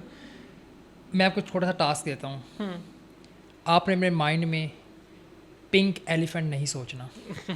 It's not possible. आपने अब अपने माइंड में पिंक एलिमेंट नहीं सोचना, पिंक एलिफेंट नहीं सोचना। ऐसे नहीं हो सकता। क्या आपके माइंड में आ रहा है पिंक एलिफेंट? आ रहा है क्यों? मैंने आपको कहा कि आपने सोचना ही नहीं है पिंक एलिफेंट। तो जब आप उससे अपने अनकॉन्शियस को किसी चीज़ से रोकने की कोशिश करोगे, वो जो आपने पहले बात की उतना ज़्यादा वो उसकी तरफ अट्रैक्ट हो रहा है, वो करने की कोशिश कर रहा होगा। अच्छा, हमारा जो मैंने आपको बात की ना एल्गोरिथम्स वो ऐसे ही है कि हमारा दिमाग एक सर्टन वे में एक सर्टन बिहेवियर्स के साथ लिंक होता है, उसको उसके साथ चलता है। अब जो चीज़ें हमें एटॉमिक हैबिट में बताई जाती हैं, आप कभी भी हैबिट को डिस्ट्रॉय नहीं कर सकते। अगर आप आज चाहते हो ना आप हैबिट को डिस्ट्रॉय नहीं कर सकते। Then what is the alternative? आप हैबिट को रिप्लेस कर सकते हैं। ठीक है। रिप्लेस करने से पहले आपने, अब हैबिट्स काम कैसे करती हैं? हैबिट में जैसे मैंने आपको बताया 3 चीज़ें होती हैं, क्यू, क्रेविंग एंड अपना रिवॉर्ड। ठीक है, ज़ाहिर है जो रिवॉर्ड है वो एंड चीज़ है जो आपको क्रेविंग देगा, और क्रेविंग जो क्यू है वो एक ट्रिगर है। क्यू एक ट्रिगर है, क्यू नहीं ट्रिगर कह लें। ठीक है। Trigger, craving and reward. ठीक है। अब फ़र्ज़ करें कोई पर्सन है, वो रात को, जैसे मेरी एक बुरी आदत बनी हुई है, अब जैसे ही मैं रात को जाता हूँ ना बेड पे, मुझे सोने से पहले मुझे एक ना कंफर्ट चाहिए होता है। मैं ना कोई इंटरटेनमेंट चाह रहा था, या एक्चुअली इंटरटेनमेंट नहीं चाह रहा था मैं, मेरा जो दिमाग है, जो आपको पता है जब आप कंफर्ट में जाते हो तो एक टेंशन्स और वो चीज़ें आती हैं, राइट, तो उसको एंग्जाइटी आती है, उसको रिपेल करने के लिए मैं फ़ोन की एडिक्शन एक बनी हुई है कि भाई सोने से पहले वो फ़ोन चलाई जा रहा हूँ, नींद मुझे आ रही है, मैं रजिस्ट कर रहा हूँ, नींद को रजिस्ट कर रहा हूँ, और उसको मैं उस पर लगा हुआ हूँ। अब मैं क्योंकि सेल्फ अवेयर हूँ, मुझे पता है मेरी प्रॉब्लम क्या है, मुझे पता है कि मेरी वो एंग्जाइटी है, मुझे वहाँ पे कंफर्ट चाहिए, या मुझे उसको ट्यून करना है जो मुझे अपना वो करेगी। अब वो वहाँ पे मैं एस्केप ढूंढ रहा था, उससे भाग रहा था। अब आप जितना मर्जी भाग लें, आप खुद से नहीं भाग सकते। ठीक है। अब वहाँ पे अगर आपने एक हैबिट बिल्ड करनी है तो मुझे उस क्यू को ट्रेन करना होगा कि भाई मेरी जो डिस्कम्फर्ट है, जो मैं वो उसको अल्टरनेट कर दो किसी और चीज़ के साथ। वहाँ पे मैं बुक नहीं रीड कर सकता क्योंकि ऑलरेडी मेरा मेंटल स्टेट है, मेरी विल पावर डाउन हुई होती है, आई एम एग्जॉस्टेड, मैं एग्जॉस्ट हुआ होता हूँ। ठीक है। उस टाइम पे मुझे कुछ ऐसी एक्टिविटी अलाइन करनी है जो मुझे सुकून दे। मे बी शायद कुछ ऐसी एग्जांपल दे सकते हैं आप? एग्जांपल शायद मुझे कोई खाना पसंद है, लेट्स से लेकिन सोने से पहले खाना नहीं खाता, लेट्स से म्यूजिक लिसनिंग या कोई ऐसी चीज़ जो थोड़ी सी। अच्छा, मैं आपको एक मिनट इसमें अपनी प्रैक्टिकल एक एग्जांपल देता हूँ विच आई ट्राइड। ये एक ऐसी हैबिट है जो मेरी हैबिट है, क्योंकि अभी मैंने उसका सोल्यूशन नहीं ढूंढा, तो मैं आपको नहीं बता सकता। अच्छा, मैं इस पे ना आपको if I were in your state, और मैंने ये हैबिट रिसेंटली की भी है कि वो जो एनजाइटी होती है ना, वो सोने से पहले आपको रहती है, मुझे इंसोम्निया का प्रॉब्लम भी रहा है। उसका एक बहुत अच्छा हल ये होता है सोने से पहले कि अगर आप अपनी एक कॉपी पेन ले लें और जो भी रैंडमली जो भी थॉट्स आपके माइंड में आ रही हैं वो बस लिखते जाएं, पॉइंट्स बना के लिखते जाएं। एक थॉट आई है, मैंने ज़्यादातर होता है कि अब मैंने कल क्या करना है, या ये होता है कि आज मेरे इस चीज़ का लॉस हो गया, या ये होता है कि उस पर्सन ने मेरे साथ ऐसा कर दिया, उसने क्यों किया। वो जितनी भी आपके अनकॉन्शियस के थ्रू वो सारी थॉट्स आ रही होती हैं, वो जब आप लिख लेते हैं ना रैंडम थॉट्स, तो आपका बहुत हद तक स्ट्रेस और एंजाइटी ख़त्म हो जाती है। लेट्स से कि आप, अच्छा उसके बाद आप एक और छोटी सी टिप देता हूँ, आप गूगल डॉक्स के ऊपर एक सेपरेट से जो है ना रैंडम थॉट्स का एक बना लें पेज, और गूगल डॉक्स की जो है ना शायद अनलिमिटेड होती है, मेरे तो अभी तक जो है ना वो उसकी कोई लिमिट नहीं आई कि इसके बाद आप इससे ज़्यादा टाइप नहीं कर सकते। उस गूगल डॉक्स के ऊपर आप पॉइंट्स बाय पॉइंट अपने सारे रैंडम थॉट जितने भी आपको आते हैं वो पहले आप उस पर लिख लें नोट पैड पर, बाद में उसको वॉइस टू टेक्स्ट के थ्रू जो है उस पर कन्वर्ट करनी, या डायरेक्ट उस पर बोलते जाएँ, वो पॉइंट्स आते जाएंगे। तो उससे आपकी बहुत हद तक एनजाइटी और वो चीज़ें ख़त्म हो जाती है। बल्कि I think it is much better voice to text आप लेट के मोबाइल के ऊपर करते रहें, और उसमें एफर्ट भी कम लगती है, आपकी सारी थॉट्स भी उस पर चलेगी, और आपकी एंजाइटी कम होकर शायद उसके बाद आपको जल्दी नींद आ जाए। खैर वो मैं उसको चैनल कर सकता हूँ, बट वो बस एक एग्जांपल की हद तक था कि हमारा जो माइंड है ना, हैबिट है, वो एक तरीके से काम करती है। फर्स्ट चलो मैं उसको थोड़ा सा कंक्रीट करके अगर बात करूँ, लेट्स से आप एक हैबिट डेवलप करना चाहते हैं। पहली बात तो हैबिट के साथ फाइट नहीं करना, उसके क्यू को समझो, ट्रिगर को समझो कि ट्रिगर क्या है, उस ट्रिगर के साथ एक नई हैबिट लिंक कर दो। जब आप उस ट्रिगर के साथ एक नई हैबिट लिंक करोगे, आपकी दूसरी हैबिट ऑटोमेटिकली उसमें शिफ्ट हो जाएगी। राइट। आप कभी भी हैबिट को डिस्ट्रॉय नहीं कर सकते, आप उसको रिप्लेस कर सकते हैं, ठीक है। अब आपने हैबिट न्यू बिल्ड कैसे करनी है, वो भी ऐसे ही करनी है। पहले जो हैबिट बनी हुई है उसके साथ दूसरी हैबिट को लिंक करो, ठीक है। अब फ़र्ज़ करो अब आपका जो दिमाग है वो आपका दिमाग ऑटोमेटेड सिस्टम पे चलता है, क्योंकि जो हैबिट है वो अनकॉन्शियस माइंड का पार्ट है, ठीक है। अब लेट से आप कहते हो जी मैंने सुबह एक्सरसाइज करनी है, मैंने जॉगिंग पे जाना है, ठीक है, जॉगिंग के साथ एक्सरसाइज लिंक है लेट से, तो आप कहते हो कि जी मैं एक पार्क में जाके एक्सरसाइज करूँगा, उसके दौरान मैंने जॉगिंग करनी है। तो सुबह जब उठते हो, आप जब सोचते हो ना मैंने जॉगिंग करनी है, तो जॉगिंग के साथ आपको चीज़ लिंक नहीं, आपके माइंड जो है ना उस तरह लिंक नहीं होता, वो उसको सोचने लग जाता है कैसे करना है, ये है वो है, उठूँ जाऊँ ना जाऊँ। तो आपने सोचना ही है, आपने अपनी हैबिट लिंक कैसे करनी है। जैसे मैं उठूँ, आपकी कोई एक्टिविटी है, लेट से आप उठ के बाथ लेते हैं या उठ के आप ब्रश करते हैं, या आप कहते हैं जब मैंने उठना है, मैंने उठ के ये करके ना मैंने शूज़ पहने हैं, अपना ड्रेसअप होना है, अपनी जॉगिंग वाले ड्रेस में होना है। उसके बाद अब देखेंगे जॉगिंग वाला जो अब जॉगिंग वाला जो ड्रेस है ना वो एक इन्वायरमेंट के साथ लिंक्ड है, वो लिंक्ड है आपके इन्वायरमेंट के साथ। आपने एक्सरसाइज करनी है, वो आपको खुद ही एक्सरसाइज में ले जाएगा, आप खुद ही निकलोगे, जॉग करोगे, आप एक्सरसाइज भी कर लोगे, क्योंकि हमारा जो सोचने वाला प्रोसेस है ना, आपने जब उसको ड्रॉप कर दिया, आपकी वो हैबिट इस तरह बिल्ड होती है। खैर ये चीज़ें थोड़ी इन डेप्थ है, अभी फ़िलहाल तो मैं एक शैलो उसको टच कर रहा हूँ जगह जगह पे, तो शायद इतनी ज़्यादा कंक्रीट वो नहीं बन रहा। तो बट आई एम अंडरस्टैंडिंग, मैं सिर्फ आपको हैबिट का और अनकॉन्शियस का थोड़ा सा आपको मैं सिर्फ समझाना चाह रहा था कि वो किस तरह बिल्ड होता है। उससे पीछे हमने आइडेंटिटी को समझा, सेल्फ हेल्प की ये सारी चीज़ें हैं, क्योंकि मैं थोड़ा सा सेल्फ हेल्प के ऊपर अभी थोड़ा सा इट इज़ ऑल अबाउट, अगर नॉलेज हमें इम्प्रूव करने में हेल्प नहीं कर रहा तो उस नॉलेज का कोई फ़ायदा नहीं, एग्जैक्टली। और जब तक एक इंसान इसको नहीं करेगा ना, आप यकीन करें वो जो ग्रोथ है उसके लिए बहुत मुश्किल है। मतलब एक इंसान अगर समझ नहीं पा रहा कि वो क्या है, कहाँ पे खड़ा है, क्या उसके प्रॉब्लम्स हैं एक्चुअल में, और उसका क्या सलूशन है, वो कैसे डिसीजन ले सकता है।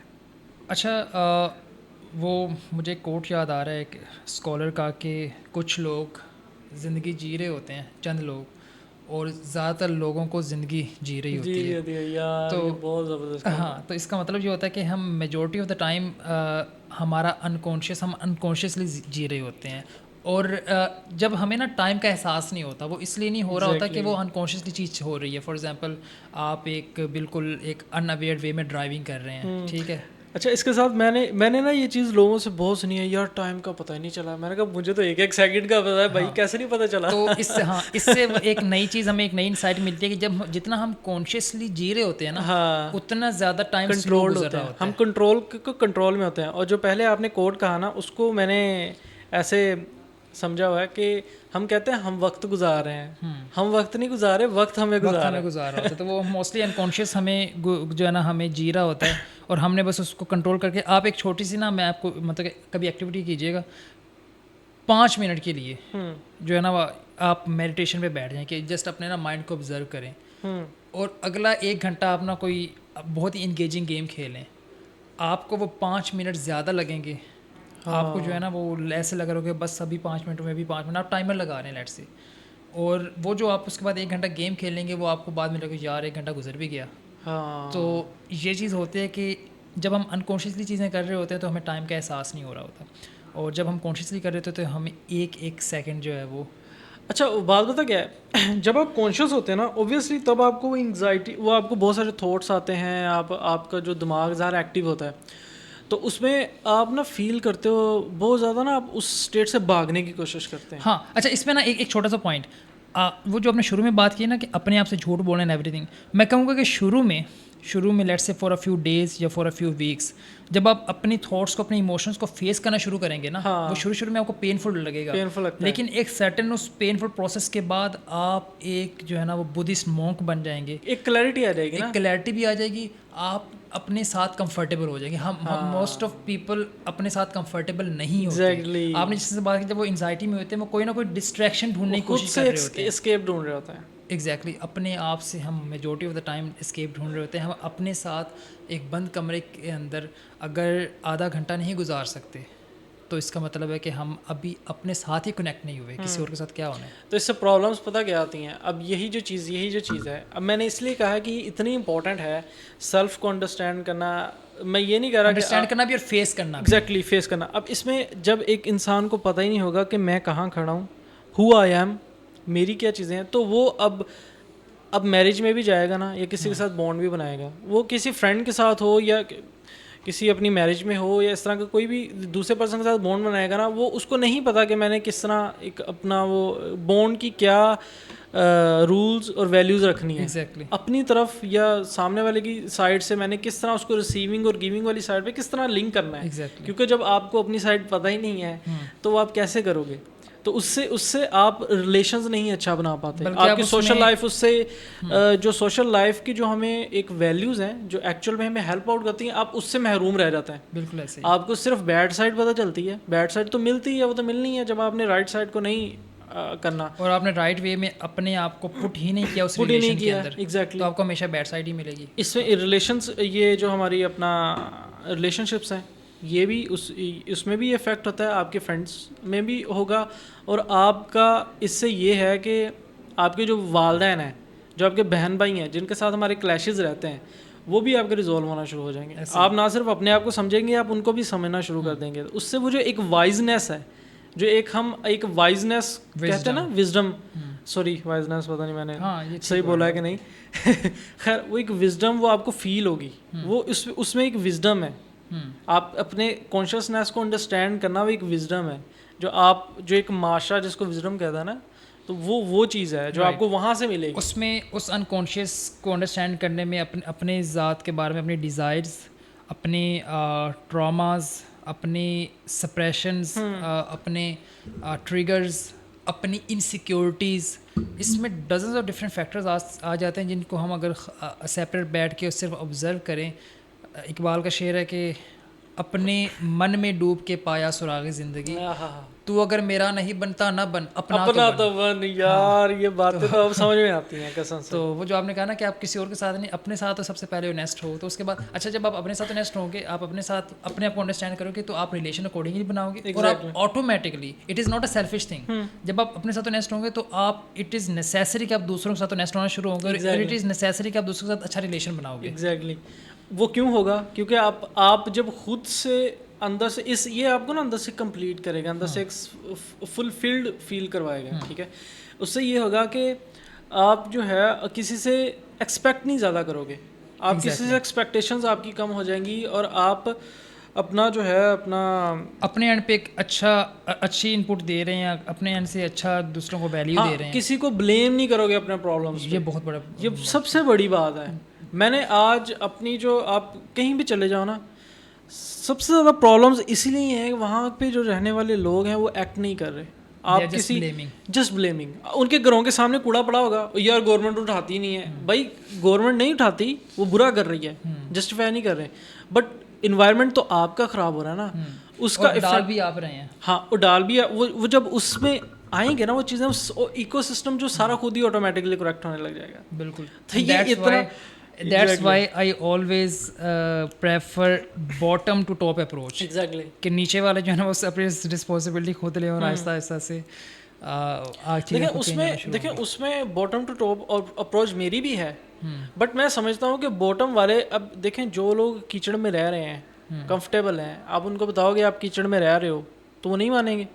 जब तक आप उनको एक साफ जगह, एक बेटर चीज़ नहीं दिखाओगे, वो ऊपर वाले ही, फर्ज करें ऊपर वाले जो अपने आप को अंडरस्टैंड कर चुके हैं, वही अगर नीचे से आगे उनको थोड़ा सा पुश करेंगे, उनकी जिम्मेदारी बनती है ऐसे ही। ठीक है, being a socially responsible person, आपकी जिम्मेदारी बनती है कि आप अगर सीख चुके हैं तो आप वो नीचे से जाएं और उनको हेल्प आउट करें। Exactly, that's why you are here. अगर आप वहाँ पे पहुँचे हैं तो फिर समझ लें, अगर आप ये नहीं कर रहे तो समझ लें वहाँ पे नहीं पहुँचे, यू आर स्टिल ग्रोइंग। ऐसे तो यही कुछ हम कर रहे हैं, यही कुछ इस पॉडकास्ट का चैनल है, ये पर्पस है सॉरी जो हम यहाँ पे कर रहे हैं वो यही है कि जो अवेयरनेस हम गेन कर रहे हैं वो हम स्प्रेड भी करें ताकि लोग उसको अंडरस्टैंड करें, और ज़ाहिर है वो फिर अपने इर्द गिर्द लोगों को अवेयर करें, और ये एक चेन चले। यही एक चेन है जो हमें एजुकेशन, जो हमें चाहिए, जो एजुकेशन सिस्टम के थ्रू भी जाए, और जो वैसे भी सोसाइटी में मैं चाह रहा हूँ कि पॉलिटिक्स की बजाय लोग इस पे बात करें, लोग एक दूसरे की हैबिट्स को इम्प्रूव करने की बात करें, इस तरह की चीज़ों पे बात करें। आपने मुझे पहले ब्लेम वाली बात की ना, ये कॉमन ऑब्जर्वेशन है कि जितना एक पर्सन जो है ना वो लेस प्रोडक्टिव होता है, उतना ज़्यादा वो ब्लेम करता है करेगा और उतना ज़्यादा अनहैप्पी होगा, अनहैप्पी भी। और जितना ज़्यादा वो कम जानता है चीज़ों के बारे में, सिस्टम के बारे में, वो हर चीज़ को बाहर दूसरों पे कि दुनिया ऐसी है, दुनिया ख़राब है, हम सिर्फ मैं ठीक हूँ। अच्छा, एक चीज़ होती है, इट इज़ मतलब कि ऑब्वियस कि हर पर्सन अपने आप को सेंटर ऑफ द यूनिवर्स समझ रहा होता है। एग्जैक्टली। मतलब कि सारी बात है, वो एक सेल्फ है, वो उसकी अपनी आइज़ के थ्रू ही अपनी पूरी एग्जिस्टेंस को देख रहे हैं। लेकिन एक अवेयरनेस का और विजडम का वो लेवल होता है कि जहाँ पे आप ऑब्जेक्टिवली देखना शुरू करते हो कि जो मेरी सेल्फ और जो मेरी आइज़ हैं, these are just a small part in this whole existence. और आप ऑब्जेक्टिवली जब अंडरस्टैंड करना शुरू करते हो, वो विजडम का लेवल होता है कि जब आप ब्लेम गेम से निकल के आप कहते हो कि वो शेर है ना कि अपने हिस्से की कोई शमा जलाते जाते, शिकवाए जुल्मत शब से तो कहीं बेहतर था, यानी कि रात की उस तारीकी में सिर्फ ब्लेम करने से तो कहीं बेहतर था, शिकवाए जुल्मत शब से तो कहीं बेहतर था, अपने हिस्से की कोई शमा जलाते जाते। अच्छा, अब ये देखो ये कोई आज के शेर तो नहीं है ना, ये ठीक डेकेड्स है, पुराने हैं। ये हाँ। डेकेड्स पुराने हैं। और हम लोग कहते हैं कि हमने एक ये भी ब्लेम ब्लेम एक डाला हुआ है कि यार हमारी लैंग्वेजेस में तो इन्फॉर्मेशन है ही नहीं, बहुत ज़्यादा हम है। तो पीछे इसलिए रह गए हैं कि हमारे पास तो नॉलेज था ही नहीं। पंजाबी और उर्दू में बहुत विजडम है। ठीक है, विजडम है ना, तो सिर्फ ये है कि हमने एक्सप्लोर नहीं किया। इससे जो अब ये एक टॉपिक तो मैंने आपको कहा ये अनकॉन्शियस है, दूसरा टॉपिक मेरा है लैंग्वेजेस।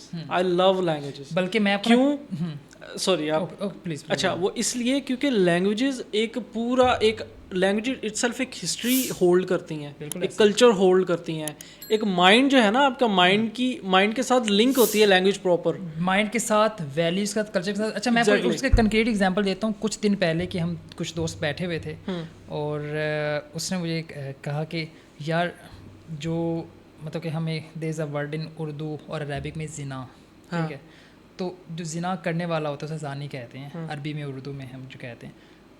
ज़ानी को इंग्लिश में क्या कहते हैं? क्या कहते हैं? आपके ज़हन में कोई वर्ड आ रहा है? मैंने भी नहीं सुना हुआ था, हालांकि अपना रोमांटिक तो नहीं कोई? नहीं।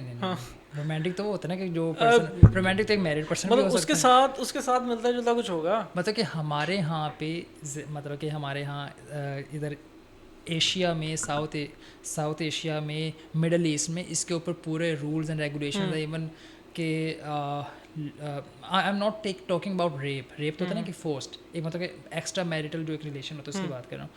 उसके लिए इंग्लिश के अंदर हालांकि बहुत ज़्यादा वर्ड्स हैं, द थिंग इसके हम जो जानते हैं, लेकिन उसने फिर हमने सर्च किया and there was a word adulterer, मैंने कभी सुना भी नहीं था। तो द थिंग इसके ये आपको बताता है कि किसी सिविलाइजेशन के अंदर उस चीज़ की कितनी वैल्यू है। एग्जैक्टली। ठीक है, अब हमारे यहाँ इस पर बहुत ज़्यादा वर्ड्स हैं जिना या इस तरह के, क्योंकि हम इसको बहुत सीरियसली लेते हैं। हाँ। तो जो लैंग्वेज होती है उसके अंदर आपकी पूरी वैल्यूज़, विजडम, कल्चर, वो सारी चीज़ें छुपी होती हैं। और हमारी बदबख्ती पता क्या है, यकीन करो, हमारी वो एक कहते हैं ना, हमारी बेहिसी कह लो, या हम महरूम रह गए हैं उस चीज़ से। हमने अपनी लैंग्वेज छोड़ दी है यार, अपनी लैंग्वेज छोड़ दी है। आज के दौर में जितने जूते हैं या जो हम फील कर रहे हैं ना, वो सिर्फ इसलिए है कि हमने अपनी लैंग्वेज छोड़ दी। अच्छा, इसमें मैं एक और चीज़ ऐड करूँगा, उससे पहले there is another point, that is हम अनकॉन्शियस की बात कर रहे हैं। हमारी जो लैंग्वेज होती है, फॉर एग्जांपल उर्दू और पंजाबी, इसके अंदर हमारे साउथ एशिया का कलेक्टिव अनकॉन्शियस जो है ना, वो इसी के थ्रू आएगा। अब हम अगर उस लैंग्वेज को छोड़ देंगे तो हम अपने जो हज़ारों साल के वो जो कलेक्टिव अनकॉन्शियस और विजडम है वो हम छोड़ रहे हैं। और फिर अच्छा, इसमें एक और चीज़ आ जाती है, हमारी जो मादरी ज़बान है पंजाबी है। हाँ। अच्छा, पंजाबी कहाँ से निकली? ये सारी ना इंडस सिविलाइजेशन से निकली हुई ज़बान है। सिंधी पंजाबी से ज़्यादा पुरानी है। सिंधी के बाद सिंधी से सराइकी, और फिर अगर आप हिस्ट्री देखना शुरू करें, सिंधी से सराइकी और फिर सराइकी से नॉर्थ में आते हुए पंजाबी हमारी डेवलप हुई हज़ारों साल पहले।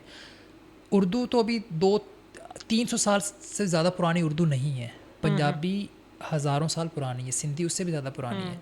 अच्छा, हमने आके अचानक से उर्दू अडॉप्ट की, चले उर्दू तक भी, फिर हमने उसके अंदर इधर से अभी उर्दू अडॉप्ट हुई नहीं थी, हम इंग्लिश की तरफ भाग गए। अच्छा, इसके पीछे ना बहुत ज़्यादा पॉलिटिकल चीज़ें थी। अच्छा, उर्दू और इंग्लिश से भी पहले हमारे यहाँ फ़ारसी हमारी ज़बान नहीं थी। हम इंडस सिविलाइजेशन से बिलोंग करते हैं। फ़ारसी कैसे आई? मुग़लों के थ्रू, क्योंकि वो फ़ारसी बोलते थे, पर्शियन थे, वो उधर से नॉर्थ से आए थे, ये सारे फ़ारसी बोलते थे। तो उन्होंने, क्योंकि वो रूल मुग़ल कर रहे थे, तो उन्होंने यहाँ पे फ़ारसी फोर्सफुली जो है ना लागू की। अच्छा, पर्शियंस की हिस्ट्री जो फ़ारसी खुद हैं, इनकी बड़ी आप देखेंगे कि उन्होंने हज़ारों सालों तक अपनी हिस्ट्री नहीं छोड़ी। बल्कि मैं वो एक जब हिस्ट्री पढ़ रहा था तो आई वाज शॉक्ड कि मिडल ईस्ट और साउथ एशिया यानी कि जो इंडिया है, इसके दरमियान अगर ईरान ना होता तो आज हम डायरेक्ट अरबी बोल रहे होते। ईरान एक ऐसा दीवार बनी जिसने कहा कि हम आपका मज़हब ले लेंगे लेकिन हम अपनी ज़बान और अपनी तहज़ीब नहीं छोड़ेंगे। और ईरान ने अभी तक अपनी तहज़ीब को और अपनी ज़बान को नहीं छोड़ा। हमारे यहाँ जो बर्रे सग़ीर में पहला कुरान की ट्रांसलेशन हुई वो फ़ारसी में हुई थी, ठीक है, वो हिंदी संस्कृत किसी और ज़बान में नहीं हुई थी। तो द थिंग इज़ के अगर आप वेस्ट की तरफ देखें कि मिडल ईस्ट से वेस्ट, नॉर्थ अफ्रीका के अंदर डिफरेंट ज़बानें बोली जाती थी, लेकिन आज उन सब के अंदर मेजॉरिटी जो ज़बान है वो अरबी है, क्योंकि उन्होंने अपनी ज़बानें छोड़ के अरबी को अडॉप्ट कर लिया और अपने कल्चर को। लेकिन थैंक्स टू ईरान के उसके उस बॉर्डर की वजह से हम कुछ हद तक बच गए कि हमें डायरेक्ट अरबी अडॉप्ट नहीं करनी पड़ी। देखें, अरबी नहीं चलें, अरबी अडॉप्ट नहीं की, बट हमने ईरान भी तो था, हमने फारसी भी तो अडॉप्ट नहीं ना की। कुछ हमारा भी रोल है कि हमने जो है वो कहीं ना कहीं कुछ चीज़ों को जिंदा रखा है। लेकिन उसमें ना आई वुड से कि जो हिंदुस्तान वाली साइड है, मतलब जो मौजूदा इंडिया है, उन्होंने भी पूरी तौर पे नहीं, जो माजी की संस्कृत थी वो ज़्यादातर अब आपको पुरानी किताबों में मिलती है। अभी उनकी भी एडवांस हिंदी बन गई जिसके अंदर उर्दू और फारसी के वर्ड्स भी मिक्स हैं। लेकिन हमारे यहाँ तो उनसे भी ज़्यादा बुरे हालात है। सबसे पहली चीज़, हम इंडस सिविलाइजेशन से बिलोंग करते हैं, लेकिन हमने अपने आप को मुकम्मल तौर पे डिसोन करना शुरू कर दिया अपने एंसेस्टर्स से। ये पहली चीज़। हमारा जो कौमी तराना है उसके अंदर का जो एक वर्ड है, उसके अलावा सारे लफ्ज़ फ़ारसी के हैं। अच्छा, आप कोई मुझे बता दें वो जो कौमी तराना है वो उस पर डिबेट होती है। I don't want to go on, मतलब एक कंट्री लेवल पे और इस लेवल पे मैं नहीं समझता। मैं नहीं समझता कि वहाँ पे अभी तक हम पहुँचते हैं। हमारी बेसिस जो नीचे जो हमने बनानी है, आपने मैंने हमने सोशली बनानी है, हमने एक यहीं से रेवोल्यूशन आना है, ठीक है, यहीं पे हमने बनाना है। कुछ भी ऊपर से नहीं आता, हमेशा नीचे से ही जाता है, ठीक है। तो मेरी हमेशा जो एक अपनी होती है ना, वो उसी के इर्द गिर्द होती है। जो अभी हमने एक चीज़ डिस्कवर की है जिस पे आपने मुझे, मैं कह रहा हूँ आपसे दोबारा प्यार हो गया मुझे। ये जो लैंग्वेजेस हैं, यकीन करें, ये वन ऑफ माई एक और डिस्कवरी जो खुद से ही हुई, जो मैंने अपने इल्म के ज़रिए, मतलब ज़ाहिर है जो बंदा जद्दोजहद करता है तो एक चीज़ सीखी। इससे मैं खुद पुश करता हूँ कि आप पीछे को जाओ, अब ज़रा अपना कल्चर दोबारा से समेटो, जितना समेट सकते हो कल्चर समेटो, क्योंकि जो विजडम है हमारी वहाँ से आनी है। अब हम रेलू कट्टे बने हुए हैं, हमें ना तो उर्दू की समझ आ रही है, क्योंकि हमने उर्दू के कल्चर को भी तो अडॉप्ट नहीं ना किया। हम उर्दू के कल्चर को लेते हैं कहाँ से? इंडिया से, टू बी ऑनेस्ट। उसकी रीज़न ये है कि उर्दू बेसिकली पाकिस्तान में बनी ही नहीं थी। जो मौजूदा पाकिस्तान के हिस्से हैं, ये बेसिकली जो मौजूदा उत्तर प्रदेश है उस जगह से उर्दू बननी शुरू हुई है, ठीक है। और उर्दू की जो ज़्यादा वैल्यूज़ हैं आपको वहाँ से, आज भी वो जिस तरह से आदाब करके बोल रहे होते हैं दूसरे से सहमति, उर्दू वहाँ से निकली है। हमारी जो एक्चुअल ज़बान थी वो पंजाबी थी। हाँ, वही मैं कह रहा हूँ, पंजाबी से भी पहले। एग्जैक्टली, ये जो ज़बानें हैं ना, ये ज़बानें अगर हमने जो अपनी विजडम अभी खो दी है ना, जो हम देखते हैं कि यार पहले ज़माने में बहुत जो बुजुर्ग भी थे वो एक वाइज होते थे, उनमें वो एक झलकती थी, सफ़ेद दाढ़ी का उनका एक वो पता चलता था यार ये बुज़ुर्ग है, ठीक है, वो उसकी वैल्यू थी। आज के दौर में सारे कहते हैं यार बुज़ुर्गों की वैल्यू नहीं है, यंग जनरेशन वैल्यू नहीं कर रही, क्योंकि यंग जनरेशन को वो वैल्यू मिल नहीं रही, ठीक है, वो रिसीव नहीं हो रही, वो बातें, वो चीज़ें रिसीव नहीं हो रही। एक इंसान जो है ना, एक इंसान हम्बल, एक उसका एक पैटर्न है, वो किसी तरीके से हम्बल होता है। सिर्फ आप एक हायरार्की के रिस्पेक्ट के फैक्टर में तोल देंगे तो वो तो नहीं होगा, ठीक है। तो यही हो रहा है हमारे साथ। तो अगर हमने उसको करना है ना, वापस उसको अचीव करना है, तो हमें वापस वहाँ से जाके जितना हम समेट सकते हैं समेटें और उस कल्चर को दोबारा उजागर करें। हमने सिर्फ वो पहले उर्दू के पीछे भागते रहे, फिर बाद में अंग्रेज़ आ गए, अंग्रेज़ों की वो गोरी चमड़ी और उसके वो जो ज़रा चमक शमक देख के उसके पीछे भागना शुरू कर दिया। और अभी भी हम 80 साल तकरीबन होने वाले हैं, हम उसी के पीछे ही भाग रहे हैं। 80 साल से हमारी कोई आइडेंटिटी नहीं इस्टेब्लिश हुई, और ये 100 साल और भी आगे चले जाएं नहीं होनी इस्टेब्लिश। आइडेंटिटी क्राइसिस है हमारे पाकिस्तान में। वो उसमें उसको रिजॉल्व ऐसे ही किया जा सकता है कि हम वो जो हमारी चीज़ें हैं उसको कलेक्ट करें और उसी में ही अपने आप को दोबारा शेप करें। क्योंकि अब सोशल मीडिया से या यूट्यूब वगैरह से हमें इतनी इन्फॉर्मेशन आई है, हमें पता चल गया कि अच्छा इंग्लिश कहाँ स्टैंड करती है, उर्दू कहाँ स्टैंड करती है, हम में क्या कमियाँ हैं। हमने वही जो एक सेल्फ अवेयर वाली चीज़ है ना, अब हम करने के काबिल हुए हैं क्योंकि हमारे पास वो नॉलेज आना शुरू हुआ, उसने हमें एजुकेट किया, ये बुक्स हमारे तक आई। ये बुक्स अगर एक प्रिंटिंग प्रेस जो हमारा फतवा दिया था हमारे उलमा ने, ठीक है, वो ना दिया होता, हाँ ना दिया होता तो शायद ये इतना जो 100 साल का जो हमने ये चक्कर खाया है ये ना खाते, और हम जो दोबारा घूम घूम आके जब यही आई हैं हमारे पास और हमें समझ में आई है ऐसी है, ठीक है, तब तक उससे पहले तो हमारा कल्चर भी ले गई, हमारा ज़ुबान, वो जो एक गलत रॉन्ग टर्न था, हमारा कल्चर भी हमसे छीनने के कगार पे पहुंच गए थे हम, ज़ुबानें भी हमारी आधी चली गई, हमारा वो सारी आइडेंटिटी, वो हमारा सारा जो कलेक्टिव कॉन्शियसनेस, हम तो ऐसे मतलब यकीन करो वो चीज़ फील ही नहीं होती, हमें अपना कल्चर फील ही नहीं होता क्योंकि हम इतना उसको लॉस कर चुके हैं। मिस्र जो है वो आज भी अपने उस 5-6 हज़ार साल पहले की तहजीब से जुड़ा हुआ है। आज भी वो वहाँ पे विज़िट करवाते हैं हराम मिस्र, और वो सारे जो चीज़ें हैं वो उसको पूरे तौर पे ऑन करते हैं। आपको पता है यहाँ से सिर्फ लाहौर से 2 घंटे की जो है ना राइड पे आपको हड़प्पा यार वो जब, ठीक है, वो कितना, वो 5,000 साल पहले के वो तहजीबें हैं, वो आपको सारे आसार वो मिल, और वो कितने एडवांस लेवल पे वो उनकी सिविलाइजेशन चल रही थी। मैंने बुक में पढ़ा था कि उनके यहाँ इस हद तक ऑनेस्टी होती थी कि उस पूरी सिविलाइजेशन में वो ताले लगाते ही नहीं थे अपने घरों को। वो इतने लोग वो ऑनेस्ट और वो ईमानदार थे उस तहजीब के।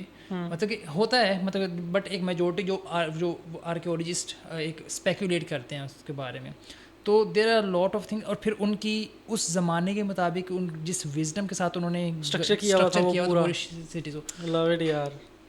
बाहर से गोरे आके वो उसको ऑब्जर्व करते हैं, क्योंकि गोरों की हिस्ट्री इतनी पुरानी नहीं है जितनी हमारी हिस्ट्री, हमारी हिस्ट्री और जितनी हिस्ट्री पुरानी होती है उतनी विजडम भी पुरानी होती है। हमने हिंदुस्तान ने दुनिया को जो है वो डिजिट्स दिए, 0 पहले रोमन गिनती होती थी, रोमन गिनती आप अभी भी सीखना शुरू करें आपको बहुत टाइम लग जाता है। 500 के लिए बिल्कुल डिफरेंट लेटर्स हैं, 1000 के लिए डिफरेंट लेटर्स हैं, 5000 के। अभी भी आप देखें जो सिस्टम पहले एक चीज़ थी, एक विजडम था, एक लेवल हमारा चल रहा था, गोरे आए, उन्होंने आके सारा तहस नहस कर दिया, अपनी चीज़ें बना दी। अब वही चीज़, वही जो सिस्टम है उस पर भी डोमिनेट कौन कर रहा है? इंडियंस कर रहे हैं। हम ज़ाहिर है उसकी एक बहुत बड़ी रीज़न ये भी है कि उन्होंने अपनी हिस्ट्री के साथ कनेक्ट रहे। हम ज़्यादा से ज़्यादा डिस्कनेक्ट हुए, जो आपने पहले बात की है। पाकिस्तान के साथ एक डिफरेंट प्रॉब्लम्स हैं, हम उसी को पहले सॉल्व, आइडेंटिटी क्राइसिस है सबसे पहला, क्योंकि इंडियंस की सारी, क्योंकि अलग हम हुए, उन्होंने अपनी सारी पिछली हिस्ट्री कंट्रोल कर ली कि मुग़ल बादशाह हमारे, ताजमहल हमारा, वो सारी हिस्ट्री हमारी, उन्होंने एटलीस्ट एक इंडियन की एक आइडेंटिटी बनी। That is a good aspect of them, good aspect of them. उसमें वो जो एक डिस्टोर्टेड एक एक्सट्रीमिज्म है ना, वो जो बेसिकली आपको हिंदुत्व वाला जो है वो तो आई थिंक आई वुड से कि वो एक एक्सट्रीमिस्ट पार्ट होता है जो आपको यहाँ पे भी सर्टेन ग्रुप्स में मिल। देखिए आप कंपेयर ना करें, आई डोंट थिंक हम उसको जस्टिफाई करने के लिए कंपैरिजन ज़रूरी है, हम उसकी बात ही नहीं कर रहे, ठीक है। वी आर अपना, हम आइडियाज़ पे बात करने वाले लोग हैं, ठीक है। हमें आइडियाज़ को समझ के आइडेंटिफाई करके उससे सीख के अपने आप को इम्प्रूव करने का एक वो है, एक जुनून है, समझ लो, ठीक है। हम ये नहीं देख रहे कि भाई वो क्या है क्या नहीं है, वो उनके साथ, we should praise their positive aspects, वो उनके साथ है, उनकी की हुई चीज़ें उनके साथ हैं, ठीक है। वो जो भी उनका राइट एंड रॉन्ग है वो उनके साथ है। हम सिर्फ जब तक, वही बात है जो मैंने आपको कहा था ना, हम अपना स्टैंड ग्राउंड बनाएं। एक सेल्फ का स्टैंड ग्राउंड है, एक नेशन का स्टैंड ग्राउंड है। वो नेशन का स्टैंड ग्राउंड भी हमें बिल्ड करना है इसी तरह देख के। अब उन्होंने वो सारी हिस्ट्री अडॉप्ट की, हमारे पास क्या था? हमारे पास सिर्फ एक, ठीक है मैं उसको बुरा नहीं कर रहा, लेकिन हमने जिस तरफ आए उसके साथ हम हिस्ट्री को अपनी कैरी कर सकते थे। उसने जो हमने एक इस्लाम का वो एक परचम लहराया, उसने हिस्ट्री को कैरी करने से तो नहीं मना किया था ना। हर इस्लाम एक वे ऑफ लाइफ है, एक डिफरेंट चीज़ है, लेकिन हमने वो हिस्ट्री अपनी कैरी नहीं की, हमें पता ही नहीं है, हमें आज तक नहीं पता हम कहाँ स्टैंड करते हैं, ठीक है। वही चीज़ है। तो खैर जो पहले बात की है उसी पे ही तो अनकॉन्शियस पे हम बात कर रहे थे, और मैं सिर्फ इस हमारी जो अभी कन्वर्जेशन है उसको उसके साथ रिलेट करते हुए यही कहूँगा कि हम जब अपने पास से जुड़ते हैं, अपने हिस्से के साथ जुड़ते हैं, तभी हम अपने कलेक्टिव अनकॉन्शियस के साथ जुड़ते हैं और तभी ही हम उसको अंडरस्टैंड करके और उसको भी इम्प्रूव कर सकते हैं। कलेक्टिव अनकॉन्शियस को अवेयरनेस के थ्रू हम क्या कर रहे होते हैं, अपने कलेक्टिव अनकॉन्शियस को और कॉन्शियस को इम्प्रूव कर रहे होते हैं। तो दैट इज़ द थिंग। और शायद मेरी तरफ से मैं इस डिस्कशन को अगेन कार्ल जुंग के उसी कोट पे ख़त्म करूँगा कि जब तक हम अपने उस अनकॉन्शियस को कॉन्शियसनेस के थ्रू कंट्रोल नहीं करते, तब तक हम वो एक तकदीर के ऊपर चल रहे होते हैं विदाउट आवर कंट्रोल। और हम उसको तकदीर का नाम देते हैं, दूसरों पे छोड़ देते हैं। उसका लोकस ऑफ कंट्रोल अपने हाथ में करने के लिए हमें एक एफर्ट करनी होती है, कॉन्शियस एफर्ट। और that is a long, slow and study process. It is a process for years. और एक चीज़ मैं और बता दूं कि जो एक वर्दी चीज़ होती है ना, लेट्स से कि मैं अगर अपने आप को अनकॉन्शियस लेवल पे इम्प्रूव करना चाहता हूँ, तो आई वुड से कि कई साल भी लग जाए तो वो जो चीज़ है, वो जो एक आउटपुट निकलेगा मेरी ज़ात का, मेरी इम्प्रूवमेंट का, वो डिज़र्व करता है कि उस पर कई साल दें। तो जब हम इस अंडरस्टैंडिंग के साथ और इस इमोशन के साथ और इस पेशेंस की विल के साथ हम करेंगे तो we can do that. Anything from your side?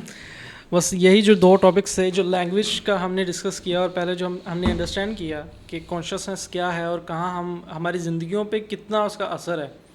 Basically मेरी डिस्कशन का यही पार्ट था जो मैं पोर्ट्रे करना चाह रहा था। उसमें एंड पे हमने लैंग्वेज को ऐड कर लिया, जिसमें पहले हमें एक सेल्फ आइडेंटिटी की समझ में आई, बाद में फिर हमें एक नेशन की और सोशल आइडेंटिटी की समझ में आई।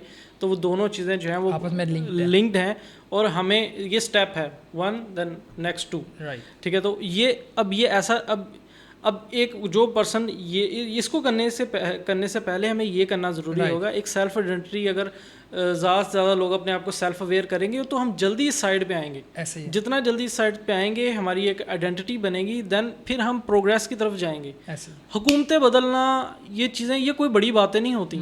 ये कोई इतनी बड़ी बातें नहीं होती कि हुकूमत नहीं बदल हो रही है। ये प्रॉब्लम है नीचे से, रूट लेवल पे। अगर 100 साल भी सिर्फ रूट लेवल को ठीक करने पे लग जाए, देन डू इट। क्योंकि उसके बिना नहीं होना। बिल्कुल ऐसे। अब ऊपर जितनी मर्जी हुकूमतें बदलते रहो, ठीक है, इमरान खान आ जाए या भुट्टो दोबारा आ जाए, मसला जब प्रॉब्लम नीचे है। मसला जब रूट लेवल पे, तो ऊपर हम पौधों को जो है ना काट छांट से कुछ भी नहीं होना। ऐसे ही है। तो दैट्स इट। ठीक है गाइस, सॉरी थोड़ा सा मैं एक्साइटेड हो जाता हूँ जब इस तरह के टॉपिक्स आते हैं, बट आज की डिस्कशन काफ़ी प्रोडक्टिव रही। हमने एक बहुत ही इंपॉर्टेंट टॉपिक पे आज बात की है। इंशाल्लाह मज़ीद ऐसे टॉपिक्स लाते रहेंगे, और साइकोलॉजी पे, फ़िलासफ़ी पे, और प्रैक्टिकल। मेरी ज़्यादा कोशिश होती है कि जो प्रैक्टिकल चीज़ें हैं जिसको हम अडॉप्ट करके इंस्टेंट अभी अपनी लाइफ में ला के एक इम्प्रूव कर सकते हैं अपनों को, और अपनी जो जानने वाले हैं, जो सॉरी लव्ड वन हैं, उनकी ज़िंदगियों को। खैर, तो ठीक है गाइस, आज के लिए हमें इजाज़त दें। फिर मिलते हैं नेक्स्ट किसी डिस्कशन में, कोई नेक्स्ट न्यू टॉपिक के साथ। अपना ख्याल रखिएगा। अल्लाह हाफिज़।